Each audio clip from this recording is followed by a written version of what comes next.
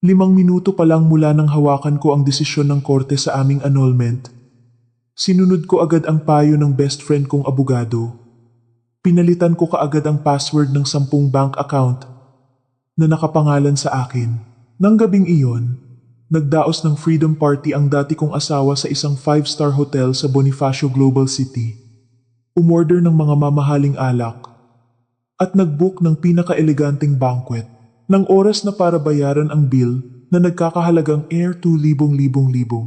Sunod-sunod niyang sinubukan ang card, ngunit lahat ay tinanggihan. Naiwan siyang tulala sa gitna ng lobby.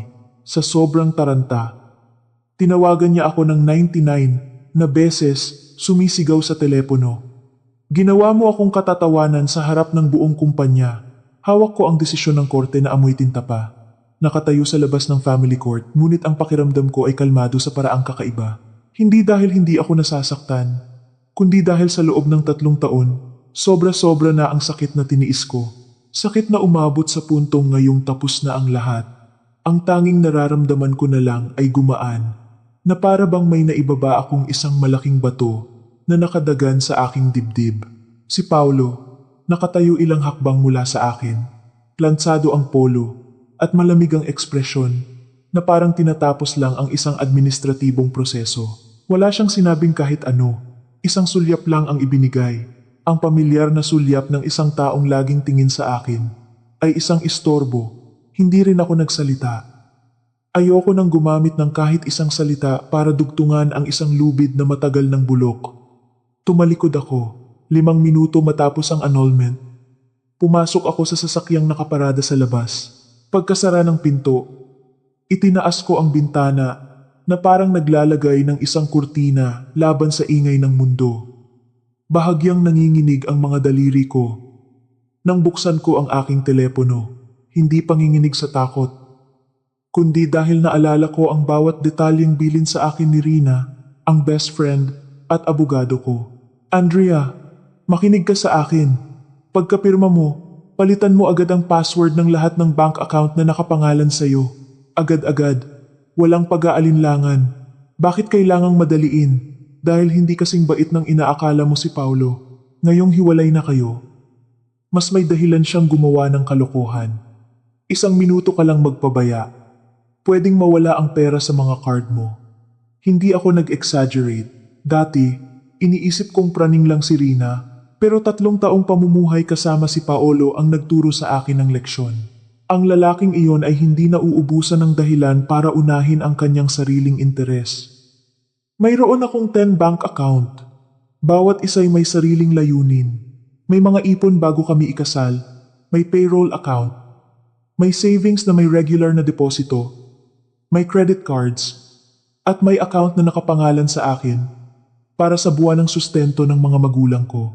At may isang card na dating nakalink sa telepono ni Paulo dahil lagi niyang sinasabi na para convenient.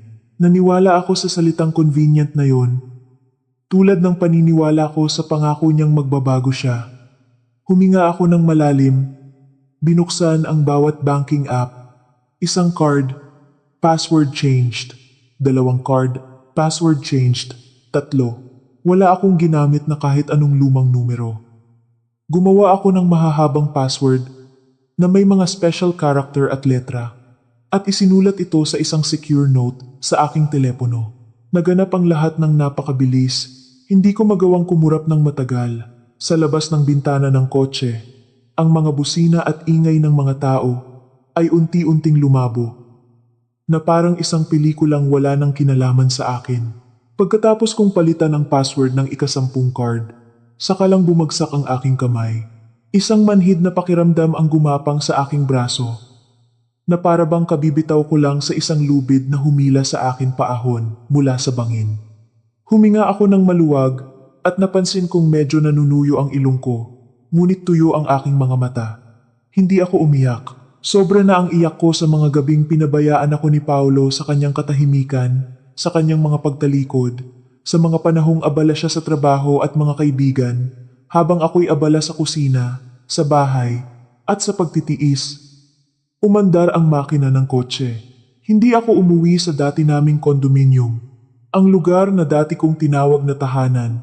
Ngunit sa katotohanan ay isang silid lang na puno ng mga buntong hininga. Nagmaneho ako papunta sa maliit kong kondo sa Quezon City.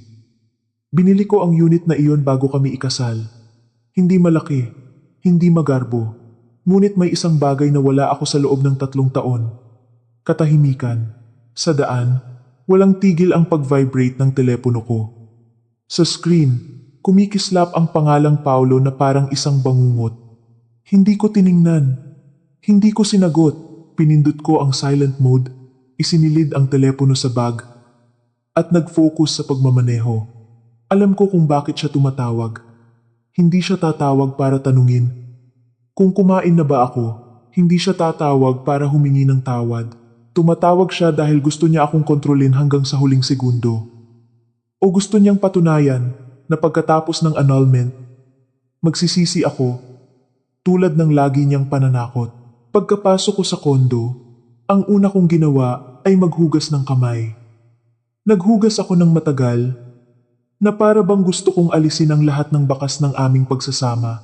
Pagkatapos, nagpalit ako ng damit, umupo sa sofa, at saka ko lang muling binuksan ng telepono.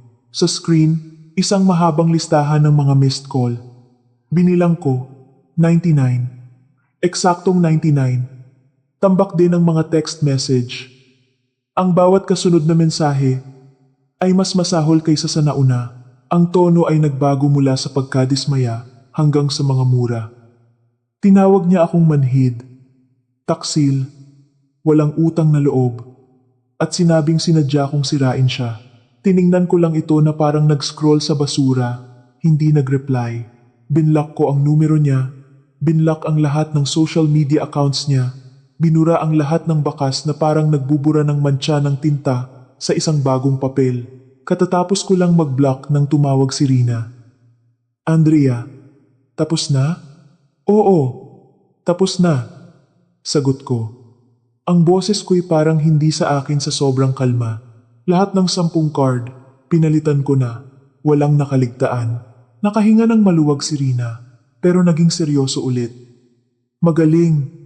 Pero hindi pa dyan nagtatapos. Tinitingnan ko ang cash flow ni Paulo. Nitong mga nakaraang linggo, may ilang malalaking transfer na kahina-hinala, hindi mukhang normal na transaksyon. Napaayos ako ng upo, kumabog ang puso ko. Anong ibig mong sabihin? Sa tingin ko, palihim niyang nililipat ang mga shared assets natin. Wala pa akong matibay na ebidensya. Baka matagal na siyang gumagastos doon na hindi mo alam. Isang malamig na kaba ang gumapang sa aking likod. Sa loob ng 3 taon, nasanay na ako sa mga dahilan ni Paulo. Nakalimutan ang wallet, papalitan ng card, hihiram muna, lahat ay naging normal. Ako ang nagbabayad pagkain namin. Mga regalo sa kliyente. Pati na ang mga sinasabi niyang investment na hindi naman nagkaroon ng resibo. Dati, kinukumbinsi ko ang sarili ko. Mag-asawa naman kami. Bakit pa magbibilangan? Binuksan ko ang banking app, pinili ang account na iyon. Lumabas ang transaction history. Dahan-dahan kong iniscroll. Noong una, maliliit na halaga lang. Tapos, may nakita akong mga transfer sa mga oras na alam kong imposible kong gawin. Ilang libo, tapos ilang libo ulit. May isa na halos 20,000. Nag-add ako sa isip, nanlalamig ang mga palad ko. Mahigit 70,000. Ang mga tumanggap ng pera ay mga pangalang hindi ko kilala. Hindi ako nagwala sa galit tulad ng inaasahan ko. Umupo lang ako roon, nakatitig sa screen, na para bang lahat ng piraso ng puzzle ay biglang nagkasya sa tamang lugar. Hindi pala ako praning. Hindi ako nag-overreact. Pinilit ko lang palang magtiwala sa isang taong hindi karapat-dapat. Kinuha ko ang screenshot ng lahat ng transaksyon, isinave sa isang folder na may pangalang ebidensya at ipinadala ko agad kay Rina. Wala pang 1 minuto, nag-reply si Rina. Itago mong mabuti. Huwag mong buburahin. Mula ngayon, lahat dapat may bakas. Ibinaba ko ang telepono, sumandal at tumingala sa kisame. Sa maliit kong kondo, maririnig ang mahinang ugong ng aircon. Akala ko makakahinga na ako. Pero biglang may lumabas na notification mula sa social media. Dahil sa kuryosidad, binuksan ko. Isang empleyado sa kumpanya ni Paulo ang nag-post ng story. Isang larawan ng magarbong lobby ng hotel. Maningning na mga ilaw, mahabang banquet table, alak at mga dessert. Si Paulo ay nasa gitna ng mga tao. Maayos ang suot na suit, may ngiti ng tagumpay, at itinaas ang kanyang baso na parang nanalo sa isang malaking laban. Ang caption, "Boss Paulo is officially single. Cheers to a new chapter." Matagal kong tinitigan ang litratong iyon, hindi dahil sa selos, kundi dahil natatawa ako. Ang paghihiwalay sa akin, para sa kanya, ay isang tagumpay na dapat ipagmalaki. Gusto niyang masaksihan ng buong kumpanya ang kanyang paglaya. Gusto niyang maniwala ang lahat na siya ang biktima, na siya ang nakatali at ako ang pabigat. Pinatay ko ang screen, may kung anong tumigas sa dibdib ko, parang isang manipis na layer ng yelo. Naintindihan ko na hindi pa tapos ang laban. Sa likod nito, hindi basta-basta bibitaw si Paulo, hindi dahil sa pagmamahal, kundi dahil sa pera, sa ego, at sa kasakiman. Nag-text ako kay Rina. Nakita ko siyang nagpa-party. Sumagot agad si Rina. "Hayaan mo siya. Ingatan mo ang ebidensya. Ihanda mo ang sarili mo. Hahanap yan ng paraan para idamay ka." Tumayo ako at lumabas sa balcony.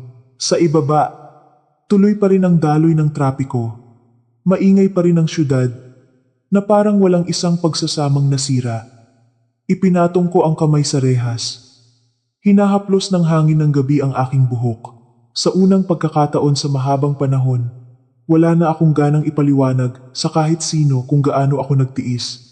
Ang gusto ko lang ay protektahan kung ano ang sa akin, at protektahan ang mga magulang ko mula sa mga maruruming kamay. Hindi ko alam kung anong gagawin ni Paulo sa hotel ngayong gabi. Pero isa lang ang sigurado ko, mula sa sandaling pinalitan ko ang mga password, nagbago na ang sitwasyon. At kung pinili niyang mag-party para pagtawanan ako, matututunan ko ring hindi na maging katatawanan sa sarili kong kuwento. Wala ako sa 5-star hotel kung saan nagdaraos ng party si Paulo. Pero sa kung anong paraan, hinila pa rin ako ng mga pangyayari sa gitna ng gulo. Bandang 9 ng gabi. Walang tigil ang pag-vibrate ng telepono ko. Isang unknown number.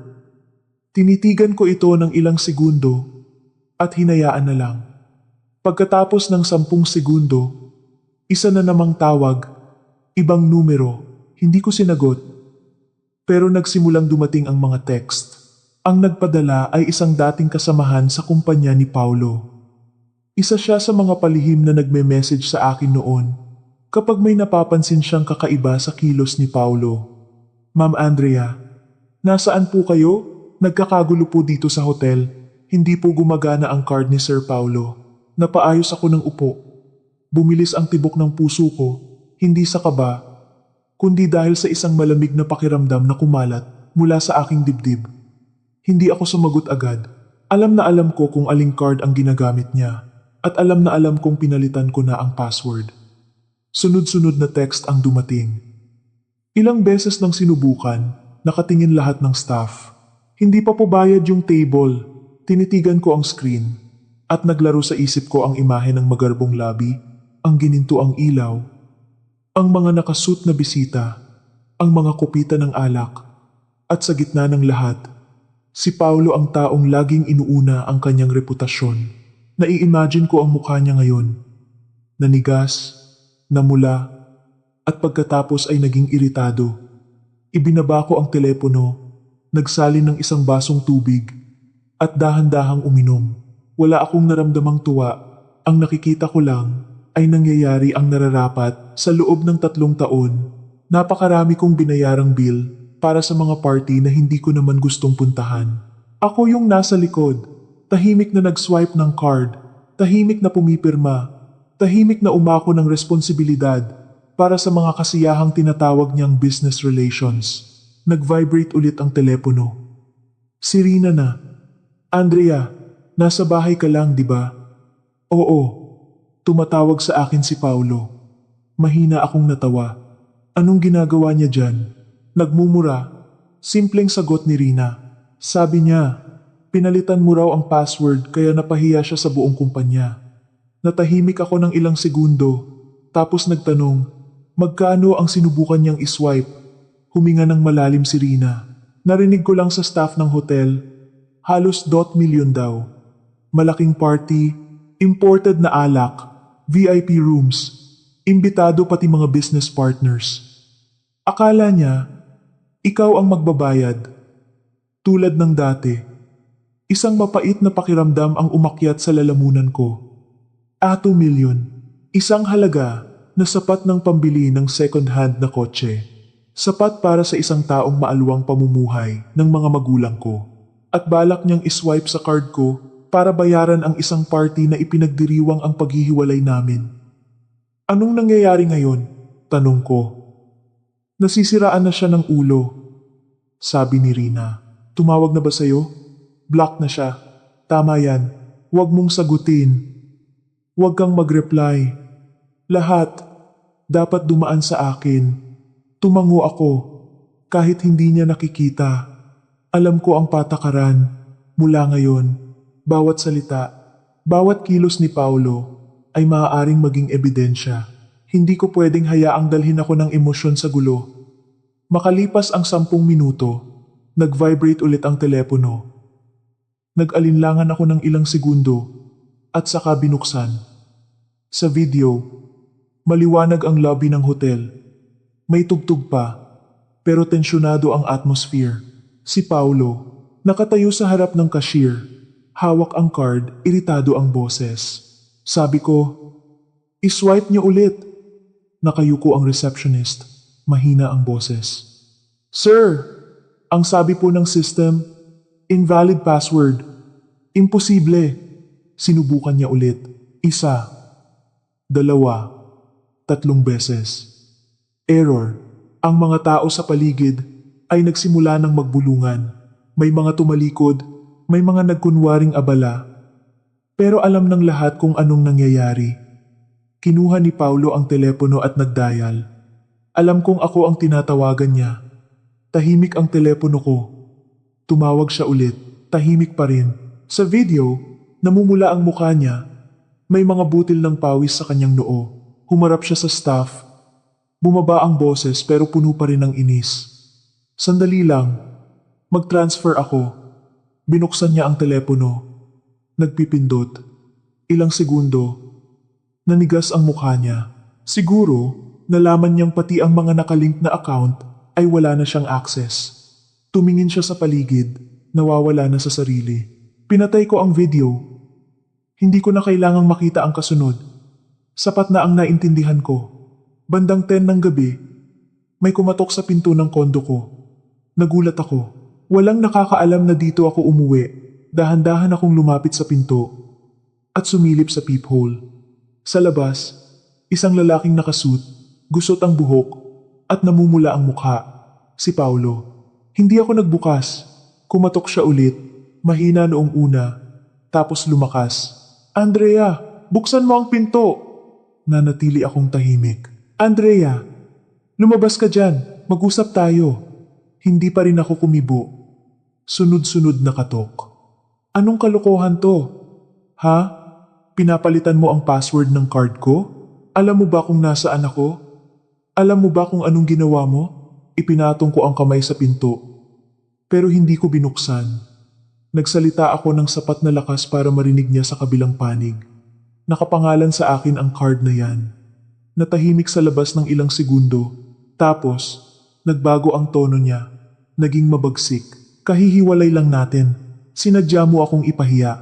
Pinoprotektahan ko lang ang pera ko. Pera mo? Sa loob ng 3 taon, sino ang kumikita? Natawa ako, pero walang tunog. Sa loob ng 3 taon, sabi ko, pantay ang boses. Ako ang nagbabayad ng renta, kuryente, tubig, pagkain, mga party, mga regalo, mga investment mo. Gusto mo bang ilista ko? Natahimik siya. Tapos, bumaba ang tono niya. Naging pakiusap. Andrea, buksan mo ang pinto. Mag-usap tayo. Kailangan ko lang mag-transfer ka ng pansamantala. Bukas, babayaran kita. Napapikit ako. Paulit-ulit ko nang narinig ang linyang yan. Ang pansamantala niya, ay laging nagiging habambuhay. Hindi, sabi ko. Mahina pero malinaw. Talagang gusto mong umabot tayo sa ganito? Hiwalay na tayo. Sa labas, kinakalampag niya ang pinto. Huwag kang sumusobra. Ginagawa ko lang ang dapat ko sanang ginawa noon pa. Isang mabigat na katahimikan ang bumalot. Tapos, narinig ko ang mga yabag na papalayo. Ang pagbukas ng elevator.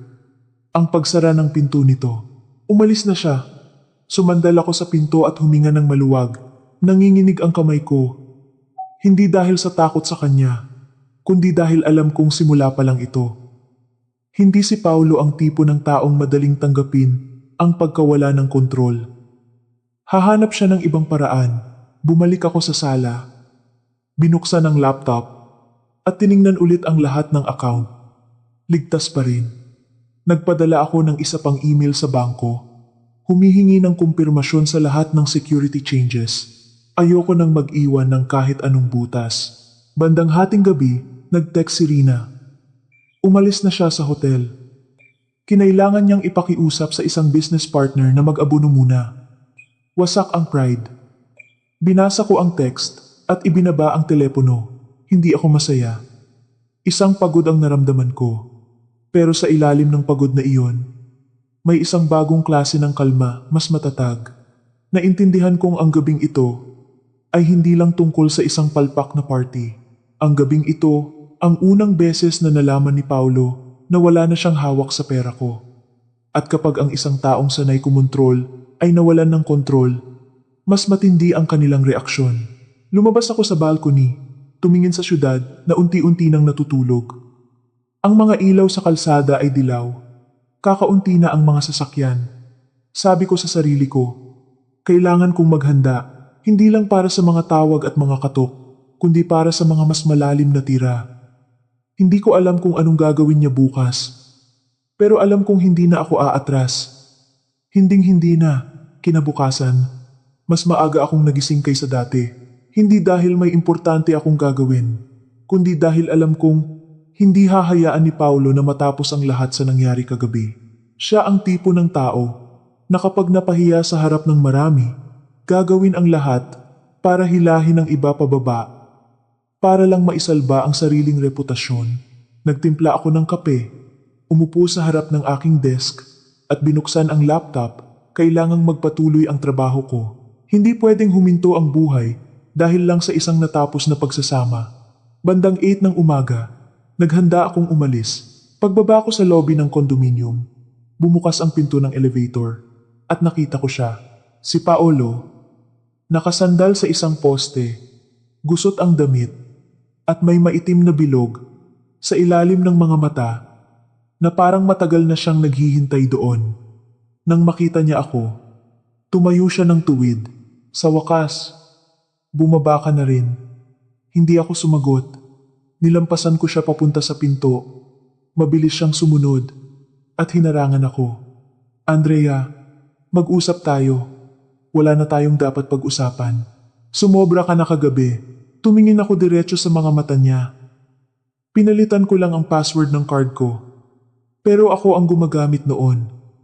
Ang paggamit ay hindi nangangahulugang pagmamay-ari. Huminga siya ng malalim, pilit na pinipigilan ang sarili. Napansin kong hindi na kasing tigas ng kagabi ang boses niya. Napalitan ito ng kalkulasyon. Ayokong makipag-away. Kailangan ko lang i-transfer mo sa akin ang Air 2 million. Ibabalik ko agad kapag na-release na ng kumpanya ang pondo. Mahina akong natawa. Sa tingin mo, ganoon ako katanga? Andrea, huwag kang bastos. Ako pa ang bastos? Tinaasan ko siya ng kilay. Sa loob ng 3 taon, ilang beses mo akong nautangan. Naaalala mo pa ba? Natahimik siya ng ilang segundo. Tapos nagsalita, obligasyon, yun, ng mag-asawa. Nag-anol na tayo kagabi. Kinuyom niya ang kanyang kamao. Pero hindi mo kailangang ipahiya ako sa buong kumpanya. Hindi ako ang nag-organisa ng party. Hindi ako ang nag-imbita. Hindi ako ang nag-swipe ng card. Ikaw ang gumawa. Ikaw ang managot. Isang kislap ng galit ang dumaan sa mga mata niya. Pero agad niyang ibinaba ang tono. na parang nagbabago ng taktika. Gusto ko lang malaman, bakit mo pinalitan lahat ng password? Gusto kong protektahan ang pera ko. Pinagdududahan mo ako. Hindi ko na kailangang magduda. Kinuha ko ang telepono, binuksan ang banking app at ipinakita sa kanya ang screen at 70,000. Ipaliwanag mo. Tinitigan niya ang screen. Nagbago ang kulay ng kanyang mukha. Pera yan para sa trabaho. Anong trabaho? Investment? Sino ang tumanggap ng pera? Hindi siya sumagot. Inulit ko ang tanong. Kalmado pero malamig. Kanino mo transfer ang pera? Tumingin siya sa ibang direksyon. Hindi mo na kailangang malaman. Kailangan kong malaman dahil pera ko yan. Isang mabigat na katahimikan ang namagitan sa amin. Ang mga taong dumadaan sa lobby ay nagsimula ng sumulyap. Ibinaba ni Paulo ang kanyang boses. Andrea, huwag mo nang palakihin. Nanghiram lang ako. Nanghiram ka ng hindi nagpapaalam. Sa tingin mo, papayag ako? Hindi ako papayag. Tiningnan niya ako. Ang mga mata niya ay puno ng inis at pag-aalala. Napansin kong sa unang pagkakataon sa loob ng maraming taon. Hindi na siya sigurado kung kaya niya pa akong paikutin. Anong balak mo? Itatago ko ang ebidensya. Idedemanda mo ako? Wala pa akong sinasabi. Ngumisi siya. Tinatakot mo ba ako? Sinasabi ko lang ang totoo. Lumapit siya. Ibinaba ang boses. Sa tingin mo, nanalo ka na? Hindi ko kailangang manalo. Ang kailangan ko lang ay hindi na matalo ulit. Kinagat niya ang kanyang labi at umatras. Nagbago ka na talaga. Oo. Dahil sa kaibigan mong abogado. At dahil sa sarili ko, matagal niya akong tiningnan. Na para bang hinahanap ang babaeng dating tahimik. Laging nagpaparaya. Laging nagtitiis. Pero wala na ang babaeng iyon dito. Pagod na akong magpaliwanag. Pagod na akong umasang magbabago siya. Kailangan ko ng pera. Diretsahan niyang sabi. Hindi kita bibigyan. May utang ako sa business partner. Wala akong kinalaman dyan. Gusto mo akong malugi? Wala akong gustong mangyari. Gusto ko lang ng tahimik na buhay. Mapait siyang ngumiti. Sa tingin mo, hahayaan kitang manahimik? Tumingin ako diretso sa kanya. Subukan mo. Isang mahabang katahimikan ang sumunod. Tapos, sabi niya sa mahinang boses, hindi ka palalampasin ni Mama. Hindi ako nagulat. Hindi niya ako gusto kahit kailan. Sa mata niya, ako ang babaeng mahigpit sa pera. Hindi marunong makisama. Hindi ko rin papalampasin ang palihim mong paggastos ng pera ko. Nanliit ang mga mata niya. Anong gagawin mo? Sinabi ko na. Itatago ko ang ebidensya. Huminga siya ng malalim. Tumalikod. Tapos humarap ulit. Andrea, wag mo akong pilitin. Hindi kita pinipilit. Ginigiit mo ako sa isang sulok. Ikaw ang naglalakad papunta diyan. Tiningnan niya ako ng ilang segundo. Tapos tumalikod at naglakad palayo. Pero bago siya lumabas ng pinto, lumingon siya at nagsalita. Hindi pa tapos to. Nanatili akong nakatayo. Pinapanood ang anino niyang unti-unting nawawala. Alam kong nagsasabi siya ng totoo. At alam kong mula ngayon, hindi na lang ito tungkol sa aming dalawa. Isasama na niya ang ibang tao. Maaaring ang nanay niya, ang kumpanya, o kahit sino na pwedeng mag-pressure sa akin. Umalis ako sa kondominium at sumakay sa kotse. Bahagyang nanginginig ang kamay ko habang hawak ang manibela, pero malinaw ang isip ko. Kinuha ko ang telepono at tinawagan si Rina. Nagkita kami. Anong ginawa niya? Nanghingi ng pera at nagbanta. Natahimik si Rina ng ilang segundo. Sige, mas mabuti. Manatili ka lang kalmado. Mula ngayon, bawat pagkikita, bawat usapan, kailangan mong i-record. Naiintindihan ko. Saka nakakuha rin ako ng ilang impormasyon tungkol sa kumpanya niya. May mga senyales na hindi maganda. Pero hindi pa ito ang tamang oras. Tumango ako, kahit hindi niya nakikita. Ibinaba ko ang telepono at tumingin sa kalsada. Ang siyudad ay siksikan pa rin, puno ng sasakyan na parang walang nangyari. Pero sa loob ko, Alam kong may paparating na malaking alon. At alam ko, sa pagkakataong ito, hindi ko hahayaang anurin ako nito. Alam kong darating ang araw na magpapakita si Tita Lorna, ang nanay ni Paulo. Hindi ko lang inasahan na ganito ka-iskandaloso ang paraan niya. Bandang 10 ng umaga, habang nasa opisina ako sa Makati, tumawag ang receptionist. Medyo alanganin ang boses niya. Ma'am Andrea, may isang matandang babae po na gustong makipag-usap sa inyo, sabi niya. Dati niyo raw siyang biyenan. Nasa lobby po siya. Natigilan ako. Isang malamig na kaba ang gumapang sa aking likod. Huminga ako ng malalim at tumingin sa salaming bintana. Sa lobby sa ibaba, nakita ko ang isang babaeng nakabestida. Maayos ang pagkakaipit ng buhok at tuwid na tuwid ang tayo. Sige, bababa ako, sabi ko. Hindi ko pwedeng hayaan siyang gumawa ng eksena doon. Hindi malaki ang kumpanya namin, pero professional ang environment at laging may mga kliyenteng pumapasok. Ayokong maging chismis ang personal kong buhay. Pagbaba ko sa lobby, lumingon si Tita Lorna. Matatalim ang kanyang mga mata. Hindi siya bumati. Sumusobra ka na. Pinanatili kong kalmado ang boses ko. Tita, anong kailangan niyo? Marami akong kailangan. Lumapit siya. Bumaba ang boses pero puno ng pressure. Pinalitan mo ang password ng card. Ipinahiya mo si Paulo sa harap ng maraming tao. Alam mo bang masama yung ginawa mo? Tumingin ako diretso sa kanya. Nakapangalan po sa akin ang card na yon. Pero pera yon ng mag-asawa.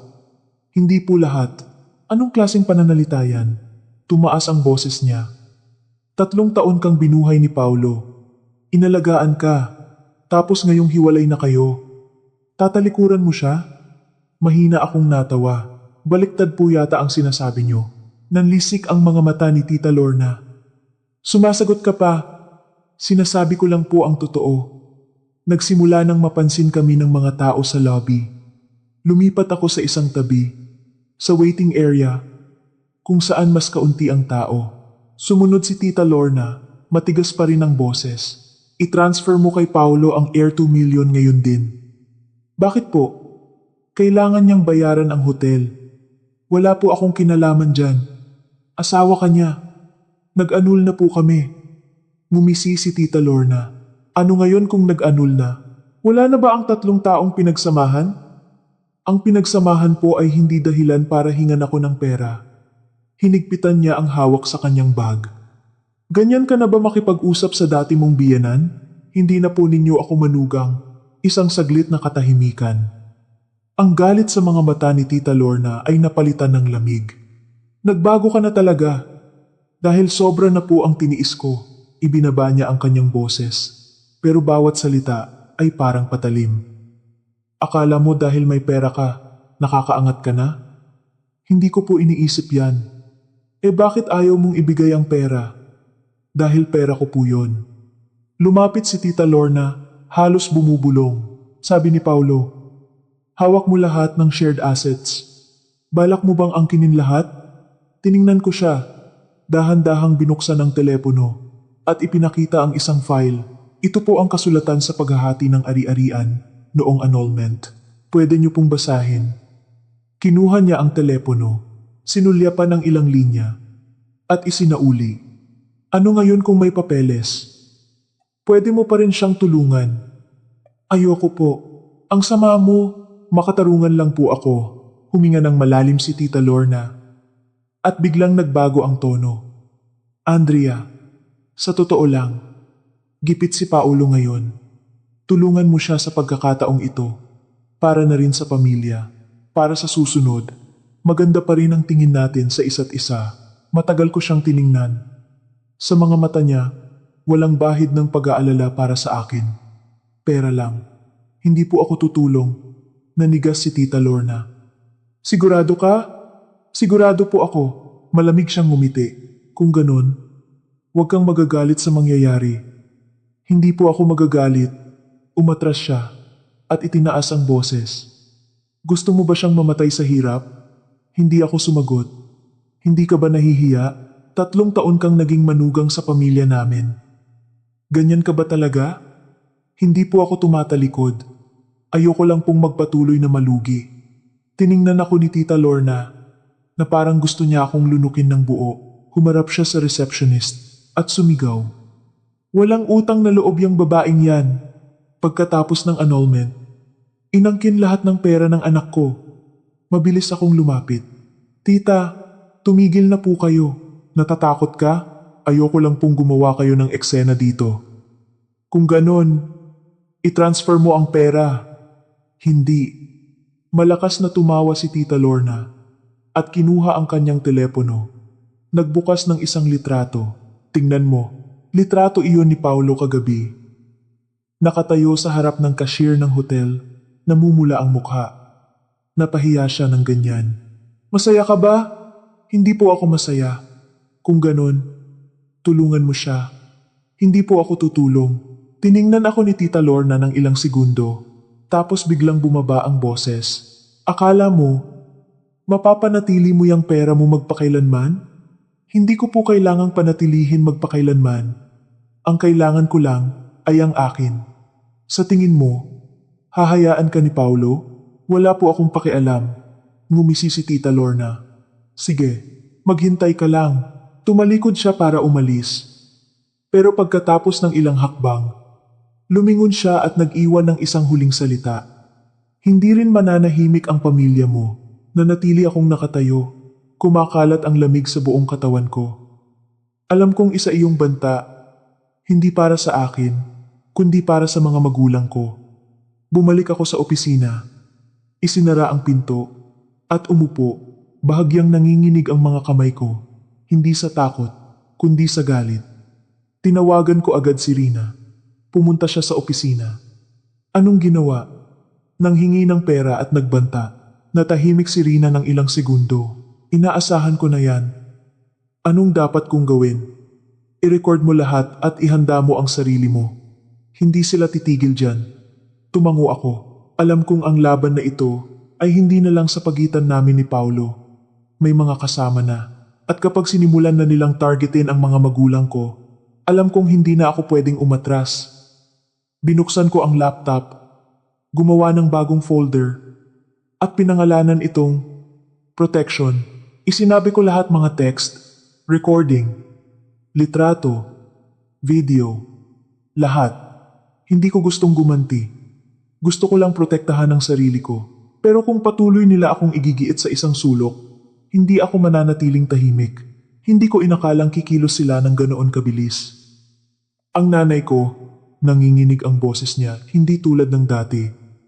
Andrea, anak, nasaan ka? Nasa opisina po. Bakit po? Nay, sa kabilang linya, may narinig akong ingay at isang pamilyar na boses na ayoko nang marinig kailanman, ang matinis at madramang boses ni Tita Lorna. Sinabi ko na, may responsibilidad ang anak nyo. Kumabog ang dibdib ko. Sino po ang nasa bahay? Nay? Si Paulo at ang nanay niya, pabulong na sabi ng nanay ko. Anong ginagawa nila dyan? Nakikipag-usap lang. Anak, huwag kang mag-alala. Pero alam ko, kapag sinabi ng nanay ko na huwag kang mag-alala, ibig sabihin, nag-aalala siya. Hindi na ako nag-isip pa. Kinuha ko ang bag ko at kumaripas palabas ng opisina. Habang nagmamaneho pa uwi sa bahay ng mga magulang ko sa Marikina, mahigpit ang hawak ko sa manibela. Isa lang ang nasa isip ko. Huwag nilang saktan ang mga magulang ko. Pagdating ko, bukas ang pinto ng bahay. Pagpasok ko sa sala, nakita ko si Paulo na nakaupo. Tensyonado ang mukha. Si Tita Lorna, katabi niya. May hawak na tissue at namumula ang mga mata na parang kagagaling lang sa iyak. Ang tatay ko, nakatayo sa isang sulok, tuwid ang likod pero seryoso ang mukha. Ang nanay ko, nakaupo sa sofa, gulong-gulo ang isip. Pumasok ako. Hindi tiningnan ng iba kundi si Paolo lang. Anong ginagawa mo dito? Tumayo siya. Nandito ako para makipag-usap. Makipag-usap sa mga magulang ko? Hindi mo sinasagot ang telepono. Kaya pumunta ka dito para i-pressure sila? Sumingit si Tita Lorna. Garalgal ang boses. Andrea, huwag mong masamain. Gusto ko lang na maayos ang lahat sa inyong dalawa. Maayos na po ang lahat. Hindi pa! Sigaw ni Paulo. Hawak mo ang pera ko. Tumingin ako diretso sa kanya. At palihim mong ginastos ang pera ko. Nagulat ang nanay ko. Palihim na ginastos? Tumingin ako sa kanya. Nay, ipapaliwanag ko po mamaya. Huminga ng malalim si Paulo. 3 taon akong kumita. Ikaw ang nag-iipon. Ngayong hiwalay na. Hindi mo ibinabalik. Malinaw na ang hatian ng ari-arian. May kinuha si Tita Lorna. Sa kanyang bag na isang papel. Ito ang listahan ng mga naiambag ni Paulo sa pamilya niyo. Tingnan mo. Sinulyapan ko ang mga numerong walang basehan, walang resibo, walang patunay. Sa tingin niyo po, maniniwala ako dito? Kung hindi ka maniniwala, anong gagawin mo? Kailangan ni Paulo ng pera para bayaran ang mga partner niya. Kung hindi mo siya tutulungan, mawawala lahat sa kanya. Wala po akong responsibilidad diyan. Ang tensyon sa silid ay halos hindi na makahinga. Tiningnan ako ng nanay ko, tapos si Paulo. Mahinahon ang boses niya. Mga anak, hindi na kayo mag-asawa. Kung pwede, tulungan mo na lang siya ng kaunti. Tumingin ako sa nanay ko. Kumirot ang puso ko. Sinamantala ni Paulo ang pagkakataon. Tita, hindi ko po kailangan ng malaki. Kahit i-100,000 lang po muna para makaikot. Pangako, ibabalik ko. Ang Hong 4 cent. Hindi gaanong kalaki kumpara sa akong 2 million. Pero para sa mga magulang kong nabubuhay sa pensyon at ipon, hindi ito maliit na halaga. Umiling ako. Hindi, umiyak si Tita Lorna. Ganyan ka na ba kasama? Ay 100,000 lang. Ipagdadamot mo pa? Tiningnan ko siya. Hindi po sa ipinagdadamot. Wala lang po akong kinalaman dyan. Lumapit ang tatay ko. Paolo, umuwi na kayo. Pero tumayo na ang nanay ko at pumasok sa kwarto. Narinig ko ang pagbukas ng aparador. Ang kaluskos. Kumabog ang dibdib ko. Nay, wag po! Sigaw ko. Pero lumabas na ang nanay ko. May hawak na makapal na sobre. Sige na, tulong na lang sa huling pagkakataon. Nanigas ako. Tiningnan ni Paulo ang sobre. May kislap ng kasakiman sa kanyang mga mata na hindi niya naitago. Lumapit ako at pumagitna sa kanila. Nay, sinabi ko na pong hindi. Tiningnan ako ng nanay ko. Ang mga mata niya ay may halong lungkot at sisi. Anak, hayaan mo na. Naging parte rin naman siya ng pamilya. Kinagat ko ang labi. Hindi ko pwedeng agawin ng sobre sa harap ng mga magulang ko. Hindi ko pwedeng gawing battlefield ang bahay na ito. Kinuha ni Paulo ang sobre. Yumuko na parang nagpapasalamat. Tapos lumingon sa akin, ang mga matay puno ng hamon. Ibalik ko to. Tiningnan ko siya. Huwag mong kalimutan ang sinabi mo. Tumayo si Tita Lorna. Nagpupunas ng luha. Dapat matuto kang maging malambot. Hindi ako sumagot. Pinanood ko lang silang lumabas ng bahay. Pagsara ng pinto, ang sala ay naging nakabibinging tahimik. Humarap ako sa nanay ko. Nay, hindi niyo po dapat ibinigay ang pera. Bumuntong hininga ang nanay ko. Ayokong gumawa sila ng gulo dito. Ano na lang ang sasabihin ng mga kapitbahay? Mas mahalaga po ang prinsipyo kaysa sa sasabihin ng iba. Anak. Hinawakan ng nanay ko ang kamay ko. Sa buhay, hindi dapat maging sobrang sama. Tiningnan ko ang kamay niya, naninikip ang dibdib ko, naiintindihan ko siya. Pero naiintindihan ko rin na ang kabutihang loob na inilagay sa maling lugar ay nagiging isang bitag. Nang gabing iyon, hindi ako umuwi agad. Naghapunan ako kasama ang mga magulang ko, pero hindi ako mapakali. Bandang 9, nag-vibrate ang telepono ko. Isang text mula sa dati kong kasamahan. Ma'am Andrea, alam niyo po ba, si Sir Paulo at ang nanay niya kumakain sa isang restaurant sa Makati. Mukhang kalalabas lang ng pera. Binuksan ko ang kalakip na litrato. Si Paulo, nakaupo sa harap ng mesang puno ng pagkain.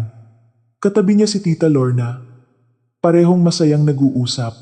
Sa mesa, may isang bote ng mamahaling alak. Matagal kong tiningnan ang litrato. 100,000 pesos mula sa mga magulang ko. Tumayo ako at sinabi sa mga magulang ko na may emergency. Habang pauwi, wala nang kaba sa dibdib ko. Tumigas na ito. Tinawagan ko si Rina. Kinuha nila ang ayu 100,000 ng mga magulang ko. Natahimik si Rina. Alam ko na, may litrato ako. Nagpapakasaya sila. Sapat na yan.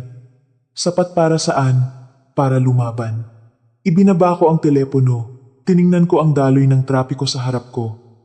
Sinubukan kong manatiling kalmado. Sinubukan kong huwag palakihin ang gulo. Pero nang galawin nila ang mga magulang ko, lumampas na sila sa huling linya. Wala na akong ibang pagpipilian. Hindi ako umuwi sa kondo. Dumiretso ako sa Makati. Ang restaurant sa litrato ay isang lugar na napuntahan na namin ni Paulo noon. Noong nakasara siya ng isang malaking kontrata. Nooy nakaupo ako sa isang sulok. Pinapanood siyang mag-toast kasama ang mga kliyente, proud para sa kanya.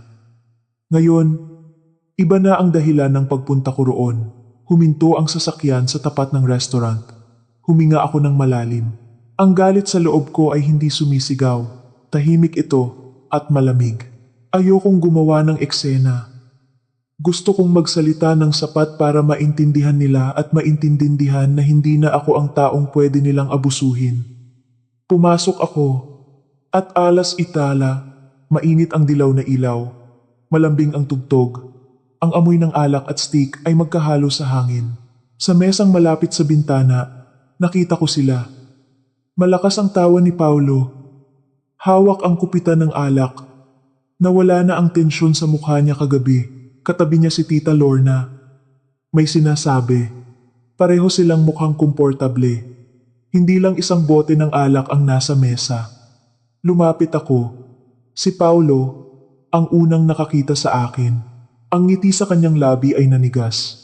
Andrea, lumingon si Tita Lorna. Nagbago ang mukha. Sinusundan mo ba kami? Hindi ko sinagot ang tanong na iyon. Hinila ko ang isang upuan at umupo sa harap nila. Nandito ako para kunin ang pera. Kumunot ang noo ni Paulo. Anong pera? Ang 100,000 ng mga magulang ko. Ngumisi siya. Kusang loob. Yung ibinigay ni tita. Kusang loob dahil pinilit. Nakakasakit ka na ng damdamin. Sinasabi ko lang ang totoo. Sumingit si Tita Lorna. Tumaas ang boses. Huwag kang sumobra. Kumakain kami. Kumakain gamit ang pera ng mga magulang ko. Malakas na ibinagsak ni Paulo ang kopita. Huwag kang gumawa ng gulo dito. Hindi ako gumagawa ng gulo. Hinihingi ko lang na ibalik mo ang pera. Tiningnan niya ako ng ilang segundo. Tapos ngumiti ng mapait. Ibalik ko. Pero hindi ngayon. Kailan? Kapag nakaikot na ako, bibigyan kita ng 2 araw. Tumawa si Tita Lorna. Sino ka? Para magbigay ng deadline. Ako ang taong may sapat na ebidensya. Natigilan si Paulo. Anong ebidensya? Kinuha ko ang telepono at ipinakita ang litrato nila sa harap ng mesang puno ng pagkain. May litrato ako. May text messages ako na humihingi ka ng pera. May recording ako ng usapan kaninang umaga. At may bank statement ako ng 70,000 na palihim mong ginastos. Namutla si Paulo. Ni-record mo. Pinoprotektahan ko ang sarili ko. Anong gagawin mo? Ipadadala ko lahat sa abogado ko. At kung kinakailangan, ipapadala ko sa mga business partners mo para malaman nila kung paano mo pinapaikot ang pera nila. Hinampas ni Tita Lorna ang mesa. Gagawin mo yan? Hindi ako nagbabanta.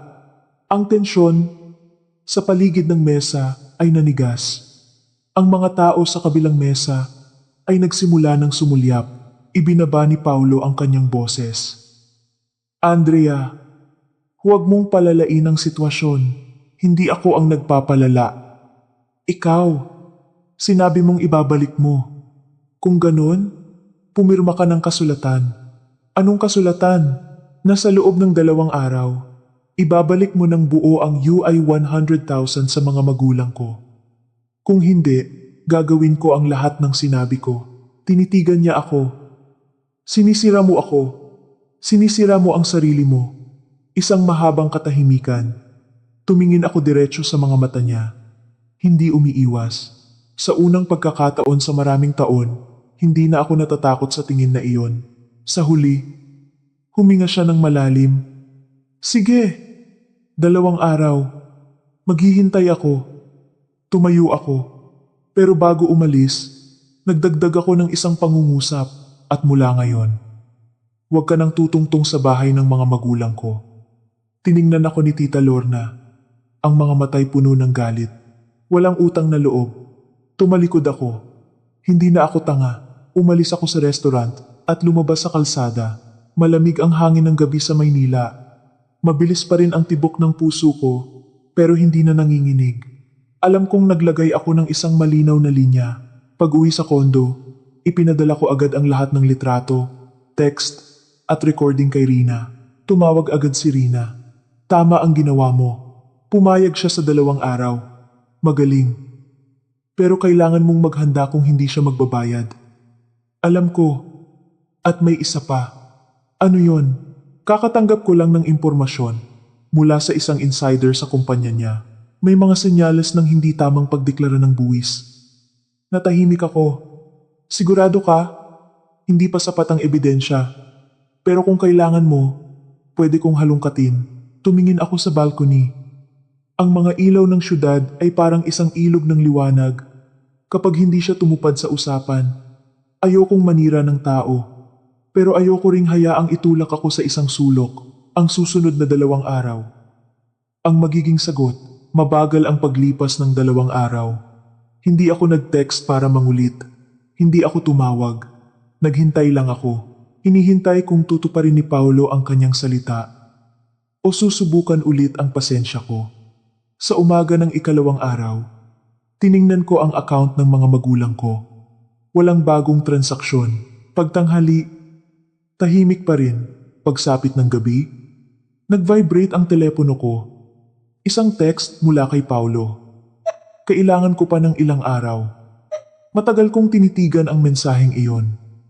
Walang galit, walang gulat. Isang malamig na pakiramdam lang ang kumalat sa dibdib ko. Maikli ang sagot ko. Ilang minuto, tumawag siya. Hinayaan kong mag-ring. Sa huli, sinagot ko, Andrea, hindi mo naiintindihan ang sitwasyon ko. Sapat na ang naiintindihan ko. Ginigipit ako ng mga business partners. Wala kang puso kung ngayon mo pa ako gigipitin. Nasaan ang puso mo noong kinuha mo ang pera ng mga magulang ko para kumain sa restaurant? Natahimik siya. Sabi ko, ibabalik ko. May 2 araw ka na. 1 linggo pa ang kailangan mo. Malinaw na ang usapan natin. Naging iritado ang boses niya. Sinadya mong palakihin to. Kung hindi ko ibabalik ang pera, anong gagawin mo? Gusto kong tuparin mo ang salita mo. Isang mahabang katahimikan. Narinig ko ang mabilis niyang paghinga. Andrea, huwag kang maging tanga. Sa tingin mo, matatakot ako kung ipapadala mo yang mga yan? Hindi ko kailangang takutin ka. Ang kailangan ko lang ay maintindihan mo. Maintindihan ng ano? Na hindi na ako ang taong pwede mong abusuhin. Ibinaba niya ang telepono. Ibinaba ko rin ang sa akin. Kalmado sa paraang kakaiba. Binigyan ko siya ng pagkakataon. Pinili niyang huwag tanggapin. Binuksan ko ang laptop. Ipinadala ang lahat ng files kay Rina. Kasama ang isang salita. Ituloy mo na. Wala pang 10 minuto. Tumawag si Rina. Sigurado ka na? Sigurado. Sige. Magpapadala ako ng formal demand letter. Kasabay niyan, ipapasa ko rin ng impormasyon tungkol sa 70,000 at iba pang kahinahinalang transaksyon sa mga kinauukulan. Sige, at kung magmamatigas pa rin siya, gagawin natin ang susunod na hakbang. Alam ko kung ano ang susunod na hakbang. Kinahapunan, nagsimula nang gumalaw ang mga bagay. Nagpadala si Rina, bilang abogado ko, ng isang sulat na humihingi ng kabayaran sa loob ng 48 oras. Kung hindi, magsasampa kami ng kasong sibil para sa unjust enrichment at unauthorized use of funds. Kasabay nito, isang kopya ng mga kahinahinalang transaksyon ang ipinadala. ng anonymous sa isang mataas na opisyal sa kumpanya ni Paulo. Wala na akong ibang ginawa. Nagmasid lang ako. Pagsapit ng gabi, walang tigil ang pag-vibrate ng telepono ko. Hindi na lang si Paulo. May mga unknown numbers. May mga dati niyang kasamahan. Hindi ko sinagot. Bandang 9 ren, nag-text si Rina. Nagkaroon ng emergency meeting sa kumpanya niya. Tiningnan ko ang screen. Hindi ko mabog ang dibdib ko tulad ng dati. Ang pakiramdam ko ay parang nanonood ng isang malaking tipak ng yelo na unti-unting nabibitak. 10 ng gabi, tumawag ulit si Paulo. Sinagot ko, "Anong ginagawa mo?" "Ginagawa ko ang sinabi kong gagawin ko." "Kanino mo ipinadala ang mga internal transactions ko?" "Ipinadala ko sa abogado ko." "Alam mo bang pwede akong matanggal sa trabaho dahil dito?" "Wala akong responsibilidad sa mga ginawa mo." "Andrea, binigyan kita ng pagkakataon." Sa kabilang linya, may narinig akong malakas na kalabog. "Talagang gusto mo akong itulak sa bingit?" "Hindi kita tinutulak. Ikaw ang naglalakad papunta dyan. Sa tingin mo, nanalo ka na?" "Hindi ako nakikipaglaro ng panalo-talo. Sinisira mo ako. Pinoprotektahan ko ang sarili ko." Natahimik siya. Tapos, bumaba ang boses niya. Wala nang pagka-agresibo. "Andrea, kung mawalan ako ng trabaho, wala nang matitira sa akin." Tumingin ako sa balcony. Ang mga ilaw ng syudad ay kumikinang. "Naisip mo ba yan? Noong ginagastos mo ang pera ko, nanghiram lang ako. Hindi ka nagpaalam." Unti-unting humina ang boses niya. "Hindi ko akalaing aabot ka sa ganito. Hindi ko rin akalaing dadalhin mo ako sa puntong ito." Ibinaba ko ang telepono. "Ma'am Andrea, ako po ang accountant sa kumpanya ni Sir Paulo. Gusto ko po sanang makipag-usap sa inyo ng personal." Tiningnan ko ang mensahe. Pakiramdam ko, may bagong pintong bumukas. Hindi ako sumagot agad. Nag-isip ako ng matagal. Tapos, nag-reply ako, "Bukas, 10 ng umaga, sa coffee shop malapit sa opisina ko." Agad siyang sumagot. "Sige po." Ibinaba ko ang telepono.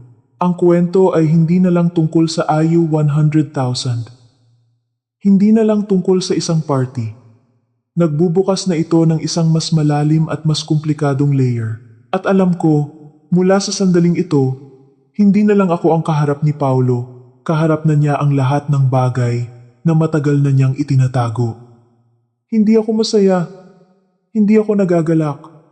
Ang pakiramdam ko lang ay mas tuwid na akong nakatayo kaysa dati.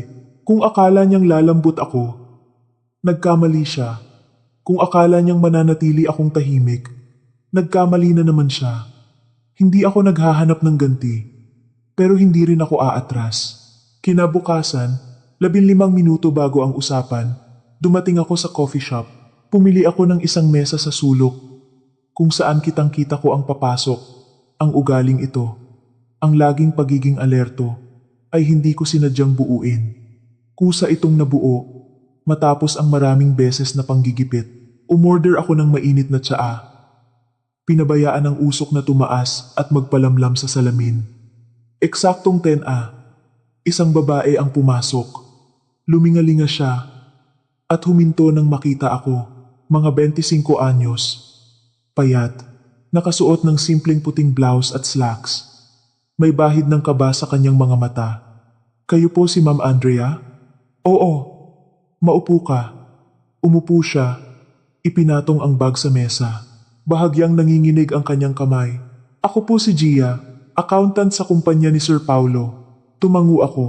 "Nag-message po ako sa inyo kasi sa tingin ko, kailangan niyong malaman ng ilang bagay." Hindi ako nagsalita. Hinintay ko siyang magpatuloy. Huminga ng malalim si Gia. "Nagpadala po kayo ng demand letter at may nakatanggap sa loob ng kumpanya ng impormasyon tungkol sa mga transaksyon. Kahapon, nagkaroon ng biglaang meeting." "Kamusta siya?" "Medyo nataranta, pero matigas pa rin." Hindi ako nagulat. May kinuha si Gia sa kanyang bag. Isang folder na maayos ang pagkakaipit ng mga papel. Dahan-dahan niyang itinulak papunta sa akin. "Hindi ko po pwedeng ilabas ang orihinal. Kopya lang po ito. Tingnan niyo po." Binuksan ko ang folder. Mga numero, Daloy ng pera, mga account, mga petsa. Binasa ko ng mabilis. Tapos dahan-dahan ulit. Ano to? Mga internal transfer po. Ang iba, hindi dumaan sa official na libro ng kumpanya. Tumingala ako sa kanya. Illegal. Tumango si Gia. Illegal. Nagbuklat pa ako ng ilang pahina. May mga transfer na papunta sa mga personal na account. May mga nakasulat na hindi malinaw ang dahilan. May mga cash withdrawal na walang sapat na dokumentasyon. Lahat ba to may kinalaman si Paulo? Siya po ang pumipirma at nag-approve. Bakit mo to ibinibigay sa akin? Natahimik si Gia dahil nakikita ko pong kayo ang naipit dito. At ayoko na pong magtrabaho sa ganoong environment. Magre-resign na po ako. Nagpasa na po ako ng application sa iba. Isinara ko ang folder. Alam mo bang pwede kang mapahamak dahil dito? Mapait na ngumiti si Gia. Nasa panganib na po ako. Kung imbestigahan ang kumpanya, kailangan ko pa ring magpaliwanag. Pero at least, gusto kong maging malinaw ang lahat. Tiningnan ko ang babae sa harap ko. Hindi lahat ay may lakas ng loob na umalis sa isang sistemang mali. Salamat. Umiling si Gia. Hindi ko po ito ginawa para sa pasasalamat. Ginawa ko po ito dahil ayokong madamay. Naiintindihan ko. Anong gagawin niyo po dito? Hindi ko pa napagdesisyonan. Sa tingin ko po, dapat kayong mag-ingat. Galit na galit si Sir Paulo. Sabi niya kahapon, kung lalabas to, hindi niya palalampasin. Bahagya akong ngumiti. Matagal na niya akong hindi pinapalampas niya. Natahimik si Gia. Nagtanong ako, may iba pa bang nakakaalam nito sa kumpanya, Panya? Ilan po? Pero walang nangangahas magsalita. May kopya ka pa ba nito? Meron po. Mabuti. Itago mong mabuti. Nag-usap pa kami ng ilang minuto. Naunang tumayo si Gia. Ma'am Andrea, at sa tingin ko po, tama ang ginagawa niyo. Hindi ako sumagot agad. Tumango lang ako. Umalis si Gia. Naiwan akong mag-isa.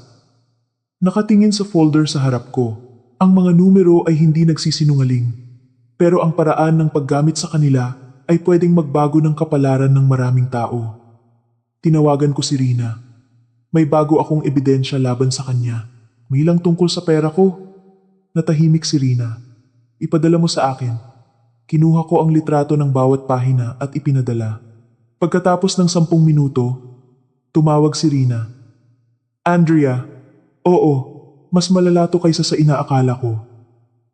Sapat para magsimula ng isang full-scale investigation. Ayokong madamay ang mga inosente. Ang problema, ang sistema niya ang dumamay sa kanila noon pa. Bumuntong hininga ako. Kailangan ko ng oras. Pero kailangan mong maintindihan. Kapag nalaman niyang hawak mo to, kikilos yan. Alam ko. Kinahapunan, nagpakita si Paulo sa harap ng opisina ko. Palabas na ako nang makita ko siyang nakatayo doon. Maitim ang ilalim ng mata, gusot ang damit. Mag-usap tayo. Wala na akong sasabihin. Nangongolekta ka raw ng mga dokumento ng kumpanya. Tumingin ako diretso. Nagtatanong ka o nag-aakusa? Nagtatanong. Hindi ako sasagot. Andrea, sumusobra ka na. Nakatayo lang ako dito. Ikaw ang tumatakbo. Hinawakan niya ang braso ko. Bitawan mo ako. Gusto mo bang mawala lahat sa akin? Gusto kong ibalik mo ang mga kinuha mo. Ibalik ko. Kailan? Natahimik siya. Naghihintay ako. Ipinadala mo na ba yung mga yan? Hindi pa. Nakahinga siya ng maluwag. Kung ganon, huwag ka nang manggulo. Magkano ang gusto mo? Gusto kong tuparin mo ang salita mo. Kailangan ko ng oras. Binigyan na kita. Hinigpitan niya ang hawak sa braso ko. Andrea, huwag mo akong pilitin. Tumingin ako diretso sa mga mata niya. Ikaw ang pumipilit sa akin. Isang security guard ang lumapit. May problema po ba? Okay lang po ako. Binitawan ako ni Paulo. Magsisisi ka.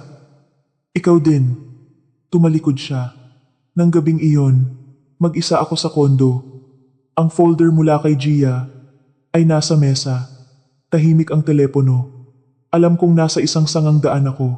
Kung itutuloy ko, lalala ang lahat. Kung hihinto ako, baka magpatuloy siya.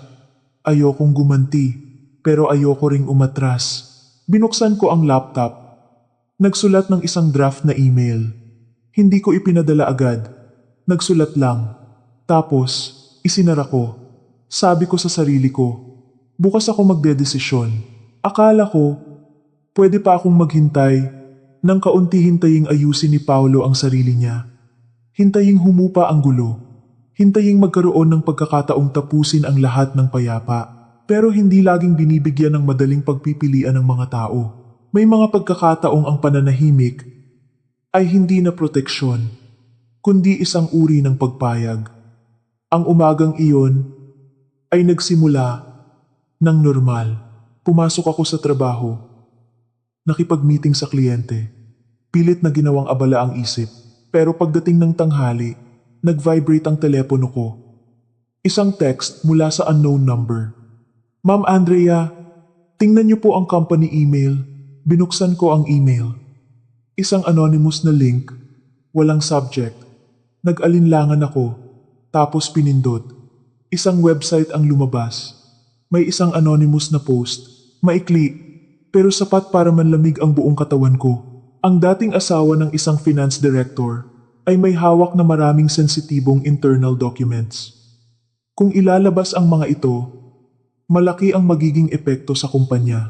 Walang pangalan, walang tiyak na address, pero sapat para maintindihan ng mga taong involved. Isinara ko ang screen. Mabagal pero mabigat ang tibok ng puso ko. Hindi na ito babala. Isa na itong banta. Tinawagan ko agad si Rina. May nagpakalat ng balita tungkol sa akin. Walang pangalan, pero halatang ako ang tinutukoy. Natahimik si Rina. Siya ang gumawa niyan. Sa tingin ko rin, kung ganon, ano pang hinihintay mo? Hindi ako sumagot agad. Tumingin ako sa labas. Ang mga sasakyan sa ibaba ay tuloy-tuloy pa rin ang takbo. Ang buhay ay nagpapatuloy na parang walang nangyari. Ayokong madamay ang iba. Naging seryoso ang boses ni Rina. Andrea, matagal ka na niyang idinamay. Ngayon, pati trabaho mo, binabantaan niya. Kung aatras ka, susugod siya. Alam kong tama si Rina.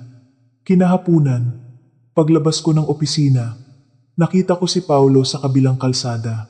Hindi siya lumapit agad. Nakatayo lang siya, nakatingin. Ang mga mata niya ay hindi nagalit tulad ng dati. Napalitan ito ng pagod na may halong inis. Lumapit siya. Mag-usap tayo. Ayoko.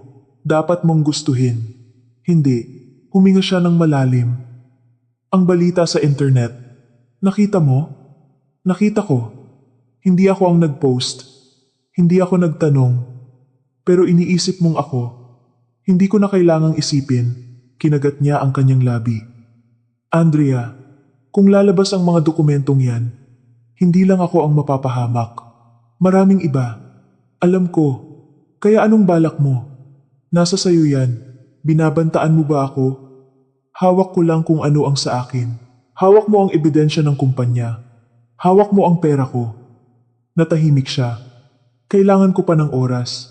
Binigyan na kita. Sinusubukan kong ayusin. Hindi ko nakikita. Anong gusto mong gawin ko? Ibalik mo ang pera. Hindi lang yung ay 100,000. Anong sinasabi mo? Tiningnan niya ako. Ang mga matay puno ng pagod. Mas malaki ang utang ko sa iyo kaysa sa inaakala mo.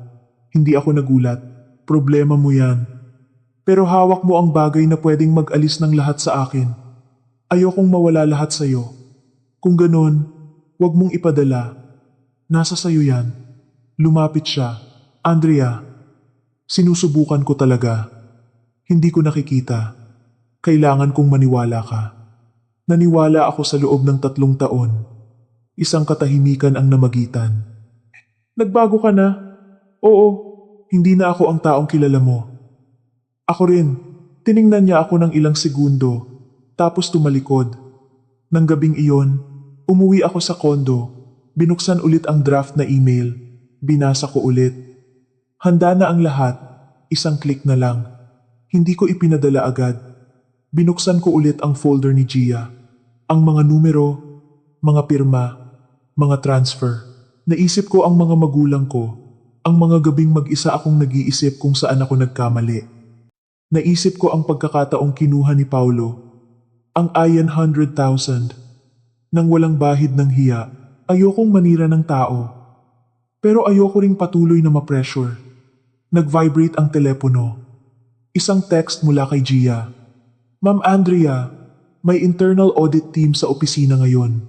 Galit na galit si Sir Paulo. Sa tingin ko po, dapat na kayong magdesisyon. Ibinaba ko ang telepono. Halos hindi ako nakatulog. Inisip ko ang bawat posibilidad. Kung ipapadala ko, sasabog ang lahat. Kung hindi, mabubuhay ako sa banta. Pagsikat ng araw, bumangon ako. Binuksan ang laptop. Binuksan ang email. Hindi ko ipinadala sa kumpanya. Ipinadala ko sa abogado ko. At isang kopya sa awtoridad. Pero sa ilalim ng paksa na pagbibigay ng impormasyon ukol sa hindi awtorisadong paggamit ng aking personal na bank account, hindi ako umatake. Nagdepensa lang ako. Pagkatapos kong pindutin ang send, matagal akong nakaupo. Walang gaan ng loob. Walang takot. Isang pakiramdam lang na natapos na ang isang yugto. Pagtanghali, tumawag si Paulo. Ipinadala mo na. Sa kabilang linya, narinig ko ang isang malalim na buntong hininga. Naiintindihan ko. Natahimik ako. Andrea, oo. Siguro, masyado na tayong malayo para bumalik. Matagal na tayong masyadong malayo. Ibinaba niya ang telepono. Ibinaba ko rin. Tumingin sa balcony. Ang syudad ay ganoon pa rin. Pero sa loob ko, may nagbago. Hindi ko alam kung anong susunod na mangyayari. Pero alam kong sa pagkakataong ito, hindi na ako nakatayo sa dilim. 2 araw matapos kong ipadala ang lahat ng dokumento sa aking abogado at sa awtoridad, nagsimula ng gumalaw ang mga bagay sa paraang inaasahan ko. Ngunit hindi pa rin maiwasang mabigatan ang aking loob. Nag-text si Gia ng maaga. Ma'am Andrea, may audit team mula sa main office ngayon. Pinagpapaliwanag si Sir Paulo sa lahat ng transaksyon sa nakalipas na 6 na buwan. Binasa ko ang text. Hindi na nanginginig ang mga kamay ko. Alam kong kapag nailabas na sa liwanag ang mga numero, hindi na ito madaling pagtakpan. Bandang 10, tumawag si Rina. Andrea, tinanggap na ng awtoridad ang file. Kakausapin muna nila ang kumpanya at kung kailangan, si Paulo mismo. Ayokong lumaki ang gulo. Wala kang ginawang mali. Alam ko, pero kailangan mong ihanda ang sarili mo. Hahanapin ka niya. Ibinaba ko ang telepono. Tumingin sa labas ng bintana ng opisina. Ang sikat ng araw sa Maynila ay matindi. Tumatama sa kalsada na parang isang nakakasilaw na salamin. Kinahapunan, nakatanggap ako ng tawag mula sa isang pamilyar na numero. Tinitigan ko ang screen. Tapos sinagot. Andrea! Garalgal ang boses ni Paulo. Hindi na mataas, hindi na mabagsik. Gusto kitang makausap, hindi na kailangan. Sa huling pagkakataon, natahimik ako. Pupunta ako dyan. Wag na. Wala na akong pagpipilian. Ang sinabi niyang iyon ay nagpatigil sa akin. Tama siya. Pareho na kaming umabot sa puntong hindi na pwedeng bumalik. Nang gabing iyon, nakatayo siya sa lobby ng kondo ko. Wala na ang maayos na suit. Wala na ang dating kumpiyansa. Gusot ang damit. Maitim ang ilalim ng mga mata. At humpak ang muka. Bumaba ako. Anong kailangan mo? Tiningnan niya ako. Komplikado ang mga mata. Gusto kong tapusin to. Gusto ko rin. Bawiin mo ang mga isinampa mo. Wala akong isinampang kaso laban sa'yo. Nagpadala ka ng dokumento. Pinoprotektahan ko ang sarili ko. Bumuntong hininga siya. Sinuspinde ako ng kumpanya. Hindi ako nagsalita. Pinag-aaralan na nila ang parusa. Nanatili akong tahimik. Andrea. Oh, mali ako. Ang 2 salitang iyon ay nagpatigil sa akin. Sa 3 taon naming pagsasama, bihira ko siyang marinig na umamin ng kahit ano. Mali ako noong ginamit ko ang pera mo. Nang hindi nagpapaalam. Mali ako noong idinamay ko ang mga magulang mo. Matagal ko siyang tiningnan. Pero ikaw din ang nagtulak sa akin sa puntong ito. Mapait akong ngumiti. Hindi mo pa rin naiintindihan. Ang alin? Hindi kita tinulak. Ang mga ginawa mo ang nagtulak sa'yo. Natahimik siya. Ibalik ko ang 100,000. Kailan? Bukas. Narinig ko na yan. Totoo na to. Ano pa bang mawawala sa akin? Tiningnan niya ako. Wala nang galit sa mga mata. Pagod na lang. May isang alok ako. Sige, makikinig ako. Ibebenta ko ang kotse kong nakapangalan sa akin. Babayaran ko lahat ng utang ko sa'yo. Bawiin mo lang ang mga dokumento. Huwag mo nang palakihin pa. Tiningnan ko siya. Akala mo ginawa ko to lahat dahil sa pera? Hindi. Ginawa ko to dahil sa mga hangganan. Kinuyom niya ang kamao. Wala na akong trabaho. Resulta yan ng ginawa mo. Pwede akong mawalan ng lisensya. Hindi ako ang magdedesisyon yan. Pwede mo itong itigil. Hindi ko na mababawi ang mga naipadala ko na. Ayaw mo ba akong mabuhay? Huminga ako ng malalim. Hindi ko kailanman ginustong mamatay ka. Kung ganun, bakit? Dahil ayokong mabuhay sa takot. Tiningnan niya ako na parang hindi niya kilala ang babae sa harap niya. Andrea, kung babayaran ko talaga lahat, pwede mo bang hayaang humupa na lang ang lahat? Wala na akong gagawing anuman. Ganoon lang? Ganoon lang. Isang mahabang katahimikan. I-transfer ko ang pera bukas. Hihintayin ko. Tumalikod siya para umalis, tapos huminto. Andrea, oo, kung noon, hindi sana ako naging arogante. Hindi ko sana inisip na mas magaling ako sa'yo. Siguro, iba ang naging sitwasyon. Tiningnan ko ang anino niya sa ilalim ng ilaw. Siguro nga. Umalis siya. Matagal akong nanatili doon. Walang tuwa. Walang pakiramdam ng tagumpay. Isang pagod lang matapos ang isang napakahabang laban. Kinabukasan, nakatanggap ng Collie 100,000 ang account ng mga magulang ko. Walang kulang. Kinahapunan, nakatanggap ako ng 70,000 sa account ko. May kasamang maikling text. Bayad na. Yung sinabi mo, hindi ako sumagot. Tinawagan ko si Rina. Nagbayad na siya. Magaling. Kamusta ang kumpanya niya? Iniimbestigahan pa. Mukhang matatagalan pa. Tumingin ako sa bintana. Ayoko nang ituloy pa. Hindi mo na kailangan. Ang laban tungkol sa pera ay masasabing tapos na. Pero alam kong hindi pa tapos ang mga epekto nito. Marami nang nawala kay Paulo. At kapag ang isang tao ay maraming nawala sa maikling panahon, maaari silang maging hindi inaasahan. Sabi ko sa sarili ko, kailangan kong manatiling matatag. Akala ko, pwede nang humupa ang lahat matapos magbayad si Paulo. Hindi dahil nagpatawad ako, kundi dahil naisip kong wala na kaming dapat pag-awayan. Gusto kong bumalik sa normal na buhay, mag-focus sa trabaho, alagaan ang mga magulang ko, at masanay na hindi na kailangang laging alerto. Pero hindi ganoon kasimple ang buhay. May mga kuwentong kapag nabuksan na, hindi na basta-basta na isasara. Isang linggo ang lumipas. Isang hapong makulimlim, palabas ako ng opisina nang may nakita akong babae malapit sa gate. Nakasuot siya ng fitted na bestida, bahagyang kulot ang buhok at makapal ang makeup. Nang makita niya ako, lumapit siya. Ikaw si Andrea, di ba? Huminto ako. Sino ka? Ako si Katrina. Huminga siya ng malalim. Kailangan kitang makausap. Tiningnan ko siya mula ulo hanggang paa. Hindi pamilyar, pero may determinasyon sa kanyang mga mata. Wala akong dapat sabihin sa'yo. Mabilis siyang nagsalita. Tungkol kay Paulo. Natahimik ako. Itinuro ko ang coffee shop sa kabilang kalsada. 5 minuto. Umupo kami sa isang mesa.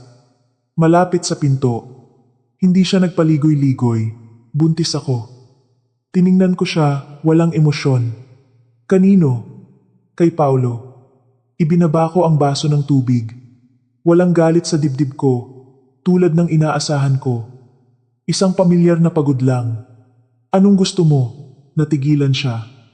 Siguro hindi niya inaasahan ang diretsahang tanong. Hindi ko alam kung sino ang lalapitan ko. Sabi ni Paulo, hawak mo raw ang pera niya. Hindi ko hawak ang pera niya. Sabi niya, ikaw ang dahilan kung bakit nawalan siya ng trabaho. Ng lahat, hindi ako ang dahilan. Wala akong pakialam sa nakaraan ninyo. Hinigpitan niya ang kanyang kamao. Ang kailangan ko lang ay panagutan niya ang bata. Kung ganun, siya ang kausapin mo. Hindi niya sinasagot ang mga tawag ko. Tiningnan ko siya. Sigurado ka bang sa kanya ang bata? Kinagat niya ang labi. Sigurado ako. May patunay ka? Natahimik siya. Kinuha niya ang telepono at ipinakita ang isang serye ng mga text messages, mga matatamis na mensahe, mga usapan sa date. May mga litrato pa silang kumakain at nagtatravel. Mabilis kong tiningnan. Hindi ko na kailangang suriin. Wala na akong karapatang magselos. Anong gusto mong gawin ko? Kausapin mo siya. Bakit ko gagawin yun? Dahil takot siya sa'yo. Mahina akong natawa. Hindi siya takot sa akin. Takot siya sa mga kahihinatnan ng ginawa niya. Tiningnan niya ako. May bahid na ng kaba sa mga mata. Ayokong lumaki ang anak ko na walang ama. Desisyon mo yan. Tulungan mo ako.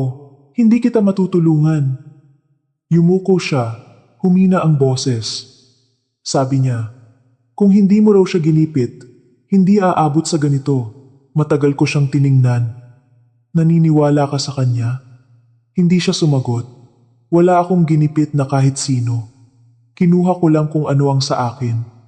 Pero ngayon, wala na siyang natira. Wala akong kinuha sa kanya na hindi sa akin. Isang mabigat na katahimikan. Biglang bumulong si Katrina.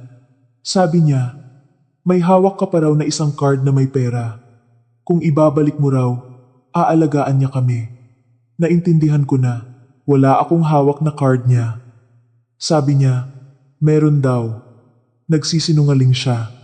Tiningnan niya ako, nag-aalinlangan ang mga mata. Hindi ko alam kung sino ang paniniwalaan ko. Hindi kita pinipilit na maniwala. Kung ganun, anong gagawin ko? Magdesisyon ka para sa sarili mong buhay. Matagal siyang natahimik. Tumayo ako. Wala na akong kinalaman sa inyo ni Paulo. Mabilis siyang tumayo. Andrea. Oo. Kung sa kanya talaga ang bata. Galit ka ba? Tiningnan ko siya. Matagal na akong naubusan ng galit. Tumalikod ako para umalis. Pero ilang hakbang pa lang, narinig ko siyang tumawag. Ma'am, lumingon ako. Nanginginig niyang iniabot ang isang papel. Ito po ang resulta ng check-up. Tiningnan ko ang ultrasound. Hindi malinaw ang petsa. Hindi ako doktor. Gusto ko lang pong malaman niyo na hindi ako nagsisinungaling. Tumango ako at isinauli.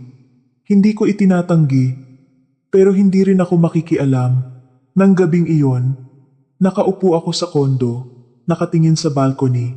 Ang kuwentong akala ko'y tapos na, ay nagbukas ng panibagong kabanata. Hindi dahil sa selos, kundi dahil alam kong ginagamit ni Paulo ang ibang tao bilang panangga. Tinawagan ko si Rina. May isang babaeng lumapit sa akin. Anong nangyari?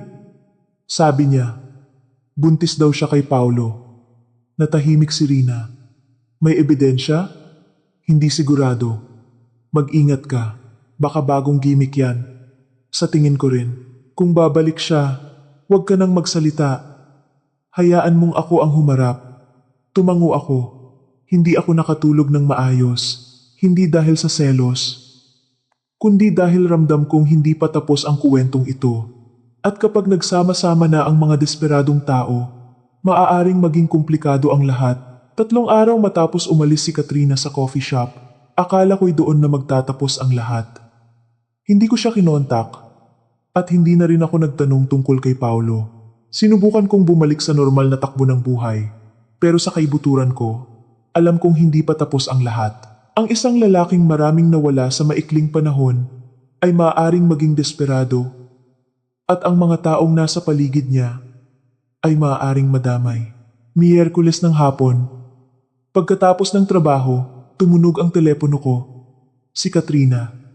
Nag-alinlangan ako, pero sinagot ko. Ma'am Andrea, pasensya na po sa abala. Abala ako. 10 minuto lang po. May importante akong sasabihin. Natahimik ako. Tungkol kay Sir Paulo. Huminga ako ng maluwag. Saan? Sa dati pong coffee shop. Na-late ako ng 10 minuto. Nandoon na si Katrina. Maputla. At may maitim na bilog sa ilalim ng mga mata. Wala na ang dating kumpiyansa.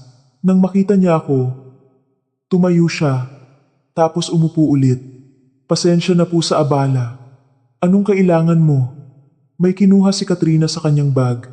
Isang sobrang ipinatong sa mesa. Tingnan niyo po, binuksan ko. Sa loob, isa pang ultrasound. Mas malinaw. May selyo ng klinika. Pero ang nakakuha ng atensyon ko ay hindi ang papel na iyon, kundi ang isang maliit na papel na may kalakip na kopya ng isang bank transfer. Nagpadala. Paulo. Tumanggap. Katrina. Halaga. Ay, 100,000. Tumingala ako. Ano to? Kinagat ni Katrina ang labi. Binigyan niya ako ng pera. Para saan? Para manahimik. Matagal ko siyang tiningnan. Manahimik tungkol saan? Tungkol sa pagpapanggap kong buntis. Hindi ako nagulat. Tulad ng inaasahan ko. Siguro dahil may kutob na ako. So hindi ka buntis. Umiling si Katrina. Hindi po. Bakit mo to sinasabi sa akin?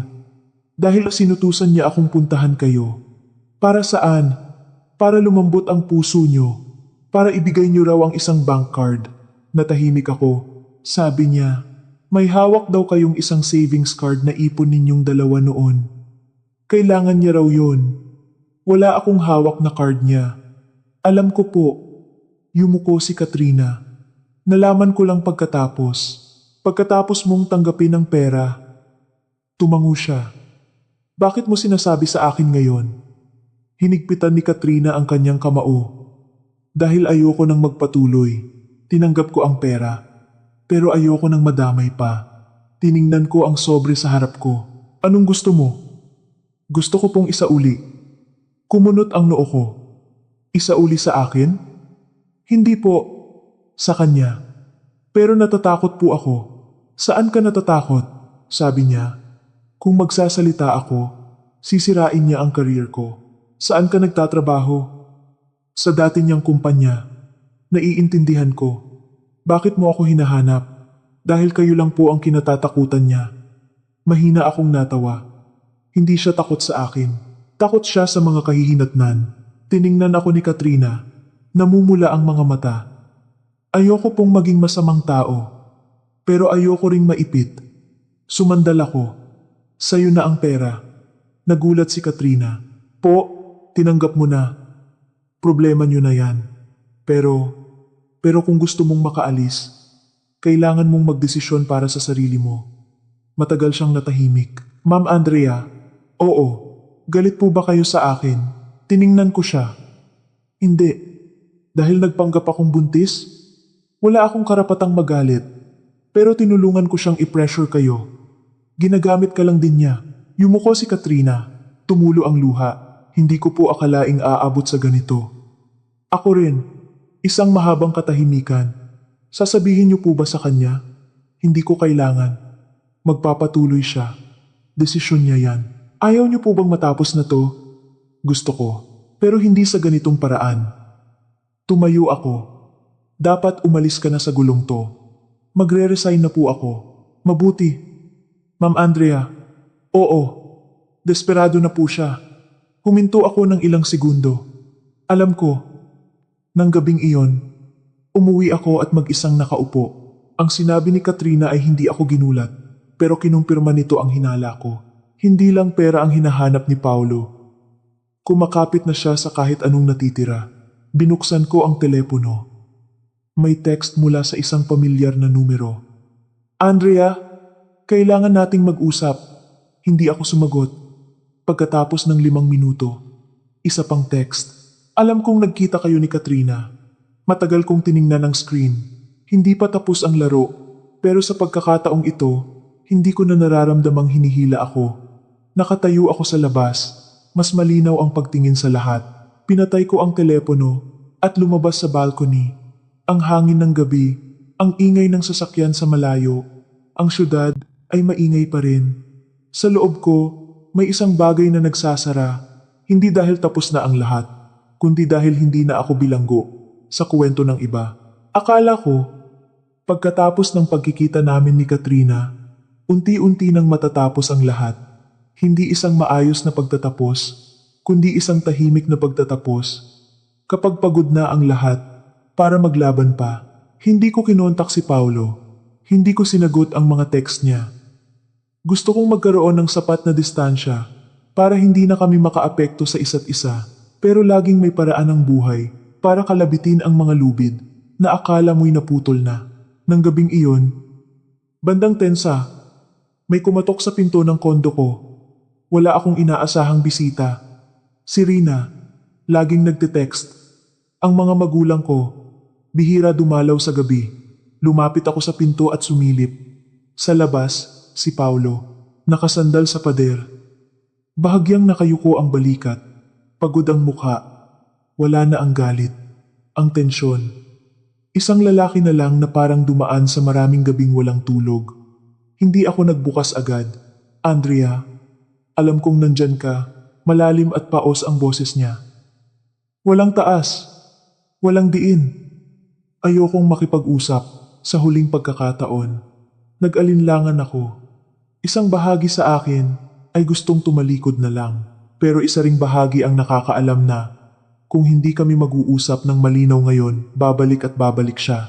Binuksan ko ang pinto, pero hindi ko siya pinapasok. Dito lang, tumango si Paulo. Hindi siya sumubok pumasok. Sorry, natahimik ako. Alam kong hindi sapat ang dalawang salitang yan. Hindi nga sapat. Huminga siya ng malalim. Ibinalik ko na ang pera sa'yo, kay tita. Pero marami pa akong usang sa'yo. Hindi ko na kailangan. Kailangan kong sabihin.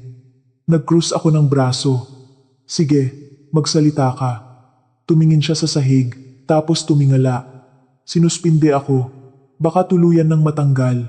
Alam ko, ibinenta ko na ang kotse. Hindi ako kumibo. Aalis na ako sa dating kondo. Uuwi muna ako kay mama. Nanatili akong tahimik. Hindi ko to sinasabi para kaawaan mo ako. Hindi rin ako naaawa. Alam ko, isang mahabang katahimikan. Ang hallway ay tahimik. Hindi ako pumunta dito para humingi ng kahit ano. Kung ganun, para saan? Para sabihin ang totoo. Kumunot ang noo ko. Anong totoo? Tiningnan niya ako. Wala nang pag-iwas sa mga mata. 3 taon na ang nakalipas. Noong sinimulan kong gamitin ang card mo, hindi dahil kulang ako sa pera, kundi dahil gusto kong patunayang may kapangyarihan ako. Natigilan ako. Anong kapangyarihan? Kapangyarihang kumontrol. Tiningnan ko siya. Sa unang pagkakataon, narinig ko siyang maging ganito kadiretso. Naiinggit ka. Dahil mas stable ang kita ko kaysa sayo? Oo. Mapait siyang ngumiti. Inisip kong bilang lalaki, dapat mas nakakaangat ako. Noong nakita kong ikaw ang humahawak ng pera, pakiramdam ko, talo ako. Hindi ko alam kung matatawa ako o magagalit. Kaya ginamit mo ang pera ko para patunayang hindi ka talo. Akala ko hiram lang. Pero naging ugali at hindi ko na mapigilan. Bakit? Dahil sa bawat pagkakataong hindi mo nalalaman, pakiramdam ko, kontrolado ko pa rin ang sitwasyon. May bumigat sa dibdib ko, hindi dahil sa sakit, kundi dahil nalaman kong nabuhay ako sa tabi ng isang taong tingin.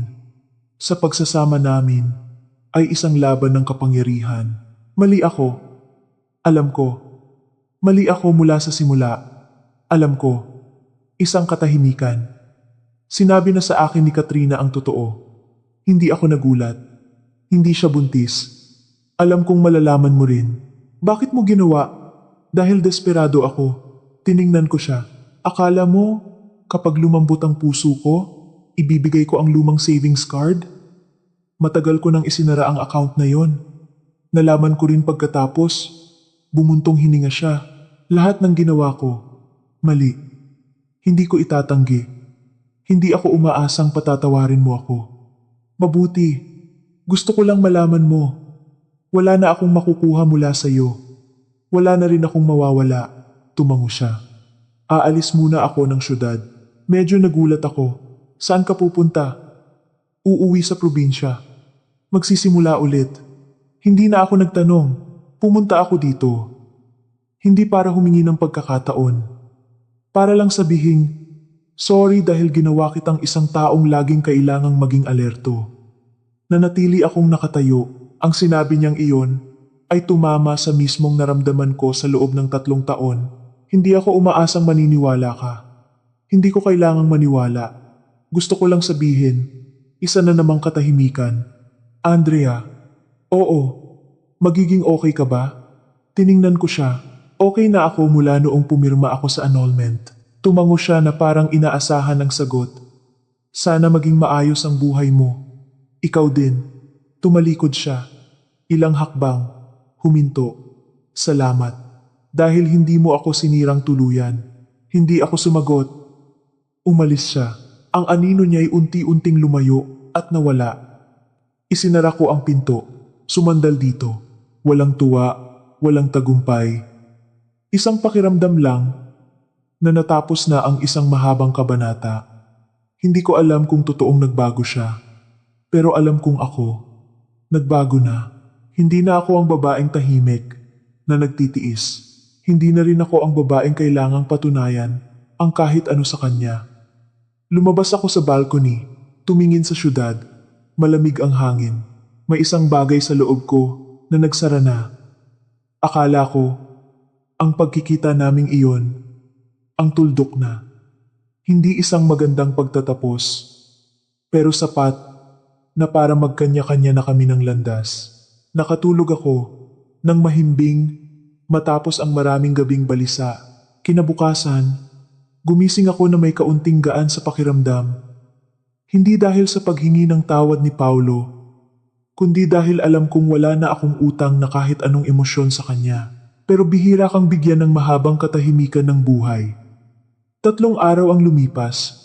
Habang nasa meeting ako, walang tigil ang pag-vibrate ng telepono ko. Isang unknown number, hindi ko sinagot, pero sumunod agad ang pangalawang tawag. Tapos, isang text. Si Ma'am Andrea po ba to? Kapitbahay po ako ni Tita Lorna. Nahimatay po siya. Nasa ospital po ng distrito ngayon. Natigilan ako. Hindi ako sumagot agad, pero bumilis ang tibok ng puso ko. Sa kabila ng lahat, si Tita Lorna ay naging parte pa rin ng 3 taon ng buhay ko. Kahit ginipit niya ako, kahit sinaktan niya ako, hindi ko kayang magkunwaring walang pakialam. Nag-reply ako, anong ospital? Makalipas ang kalahating oras, nasa harap na ako ng emergency room. Ang amoy ng gamot ay matapang. Sa labas, si Paulo lang ang nandoon. Nakaupo, nakayuko, magkasalikop ang mga kamay. Tumingala siya nang makita ako. May gulat sa kanyang mga mata. Dumating ka. Nakatanggap ako ng text. Tumayo siya. Hindi kita tinawagan. Alam ko, isang maikling katahimikan. Kamusta na si Mama? Sabi ng doktor, mataas ang blood pressure. Tapos stress. Buti na lang. Nakita agad ng kapitbahay. Tumango ako. Tiningnan niya ako. Pagod ang mga mata. Hindi ko inaasahang darating ka. Hindi ko rin inasahang darating ako. Magkatabi kaming nakatayo. Hindi na mag-asawa. Hindi rin estranghero. 2 taong may pinagsamahan. Ngayon ay nasa isang sitwasyong hindi inaasahan. Ilang sandali, lumabas ang doktor. Pamilya ng pasyente? Lumapit si Paulo. Ako po, kailangan pa siyang obserbahan. Pero stable na ang kondisyon niya. Nakahinga ako ng maluwag, hindi ko na malayang pinipigil ko pala ang hininga ko. Pag alis ng doktor, lumingon si Paulo sa akin. Salamat, wala akong ginawa. Sapat na ang pagdating mo. Hindi ako sumagot. Umupo siya. Umupo rin ako. May distansya. Dapat aalis na ako ng syudad kaninang umaga. Anong nangyari? Ngayon, kailangan ko munang manatili. Tiningnan ko siya. Sinisisi mo pa rin ba ako? Mapait siyang ngumiti. Sapat na ang paninisi ko. Kung ganon, ngayon, pagod na lang ako. Hindi niya matanggap na mas malaki ang kinikita mo.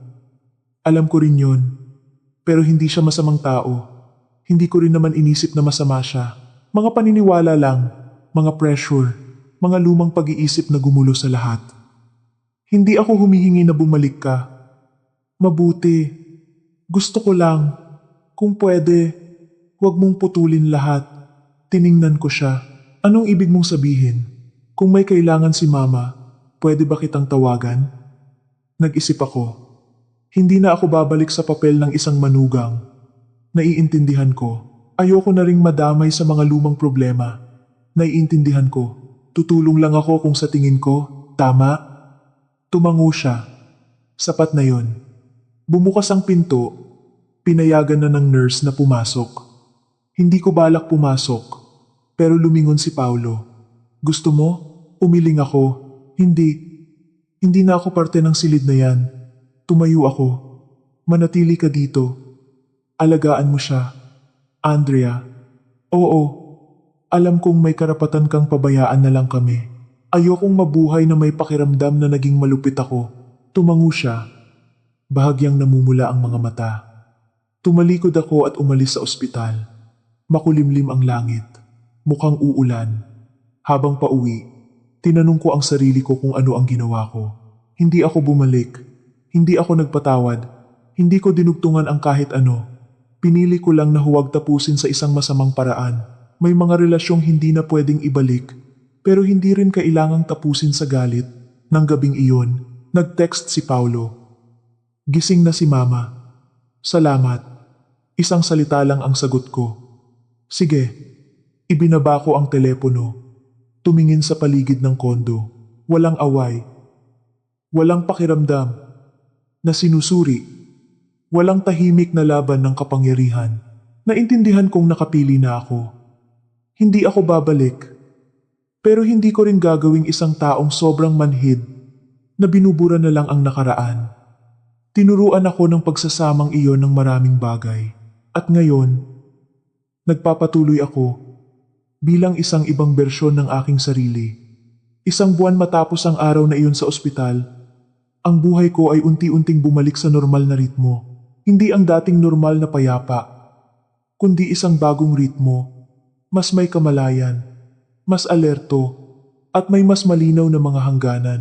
Pumapasok pa rin ako sa trabaho, umuuwi sa maliit kong kondo, nagluluto, tumatawag sa mga magulang ko, at paminsan-minsan ay nakikipagkape kay Rina. Ang mga simpleng bagay na ito ay naging mas mahalaga matapos ang lahat. Bihira na akong makatanggap ng text mula kay Paulo. Paminsan-minsan, nagpapadala siya ng maikling tanong tungkol sa kalagayan ng nanay niya. Sumasagot ako kung kinakailangan, pero hindi na ako nagbubukas ng anumang pinto para sa mas mahabang usapan. Lahat ay nasa minimum sapat lang para wala ng ugnayan. Pero hindi rin sobrang lamig na magiging galit ang nakaraan. Isang gabi, habang nakaupo ako sa balcony, napagtanto kong hindi na mabigat ang pakiramdam ko kapag naiisip ko ang 3 taon naming pagsasama. Hindi dahil nakalimutan ko, kundi dahil natutunan ko nang ilagay ang lahat sa tamang lugar. Isang kabanata ang nagsara at isa na namang bago ang nagbubukas. Sinimulan kong isulat muli ang aking kwento. Hindi para magsumbong o manisi, kundi para tingnan ang sarili ko sa bawat yugto. Mula sa babaeng inakalang ang pagtitiis ay paraan para mapanatili ang kaligayahan. Hanggang sa natutunang ang mga hangganan pala ang nagpoprotekta sa isang relasyon. Mula sa taong takot mawalan at makipag-away, hanggang sa natutong magsabi ng hindi kong kinakailangan. May mga gabing naaalala ko ang maliliit na sandali.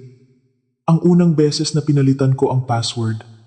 Ang unang beses na hinarap ko si Paulo, nang hindi nanginginig, ang pagkakataong pumunta ako sa restaurant at nagbigay ng ultimatum, at ang sandaling napagtanto kong hindi ko na kailangan ang kanyang pag-amin. Bawat hakbang, dumaan ako mula sa pagiging pasibo, tungo sa pagiging aktibo, mula sa pagdedepensa, tungo sa pagprotekta sa sarili. Kung may magtatanong kung nagsisisi ako, sasabihin kong hindi. Hindi dahil malakas ako mula sa simula, kundi dahil natuto ako matapos ang lahat. Ang isang sirang pagsasama ay hindi katapusan ng mundo. Isa lang itong malaking kuwit na pumipilit sa ating huminto, lumingon, at matutong isulat ang susunod na bahagi ng ating kuwento sa ibang paraan. Natutunan ko rin na ang kabutihan ay kailangan ng limitasyon. Ang pagpapatawad ay hindi nangangahulugang pagpayag na saktan ka ulit. Ang pagtulong ay hindi nangangahulugang pagbalik sa dating posisyon. At ang pag-alis ay hindi nangangahulugang pagkapuot. Isang hapon, nagkita ulit kami ni Katrina sa isang coffee shop. Nag-resign na siya at nakahanap ng bagong trabaho. Ngumiti siya nang makita ako wala na ang tensyon, wala na ang takot. Nagbatian lang kami, nagkamustahan, at nagkanya-kanya na ng landas. Walang sisihan, walang paliwanagan, dalawang tao lang na dumaan sa isang magulong bahagi ng buhay. Napagtanto kong sa kuwentong ito, walang tunay na nanalo o natalo. Bawat isa ay nagbayad para sa kanilang mga desisyon. Ang mahalaga ay kung ano ang natutunan mo at kung paano ka magpapatuloy. Nagsimula akong gamitin ang AI voice para ikwento ito sa aking channel. Hindi para ilantad ang personal na buhay, kundi para ang mga makikinig na nasa parehong sitwasyon ay makakita ng isang paraan para makaalis. Gusto kong malaman nila na ang pagprotekta sa sarili ay hindi pagiging makasarili. Ang pagsasabi ng tama na ay hindi kalupitan. At ang pag-alis, minsan, ay ang tanging paraan para mapanatili ang pinakamagandang bahagi ng iyong sarili. Ang kuwentong ito ay sarili kong likha, batay sa mga karanasan at obserbasyon ko sa pagsasama, amor propio, at personal na mga hangganan. Ginamit ko ang AI voice para ihatid ang kwento sa mga manonood, sa pag-asang bawat isa ay may mapupulot na aral. Ang mga aral na natutunan ko ay hindi dahil mas mahalaga ang pera, kundi dahil ang kalinawan ay nakakaiwas sa mga hindi kinakailangang sakit ng ulo. Ikalawa, ang personal na hangganan ay dapat itakda ng maaga. Ang sobrang pagtitiis ay nagtuturo lang sa iba na laging lampasan ang iyong limitasyon. Ikatlo, ang kabutihan ay kailangang may kasamang talino. Ang pagtulong ay mabuti, pero hindi dapat hayaang maging dahilan ito para abusuhin ka. Ikaapat, kapag ang isang relasyon ay hindi naligtas, ang pag-alis ay hindi kabiguan. Ito ay isang matapang na desisyon. Ikalima, ang pagpapatawad ay hindi nangangahulugang pagbabalik.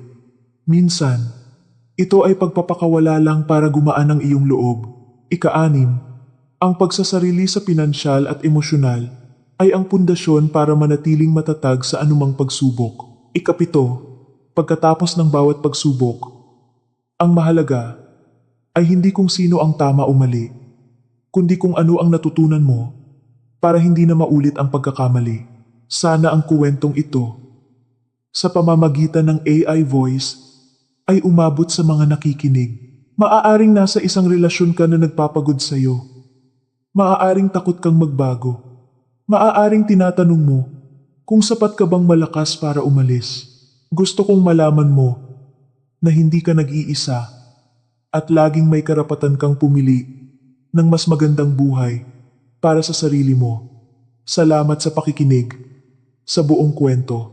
Salamat sa paglaan ng oras para samahan ako sa bawat yugto, bawat emosyon, at bawat hakbang ng paglago. Nawa'y lagi kang maging matatag, payapa, at may sapat na tapang para protektahan kung ano ang nararapat na sayo.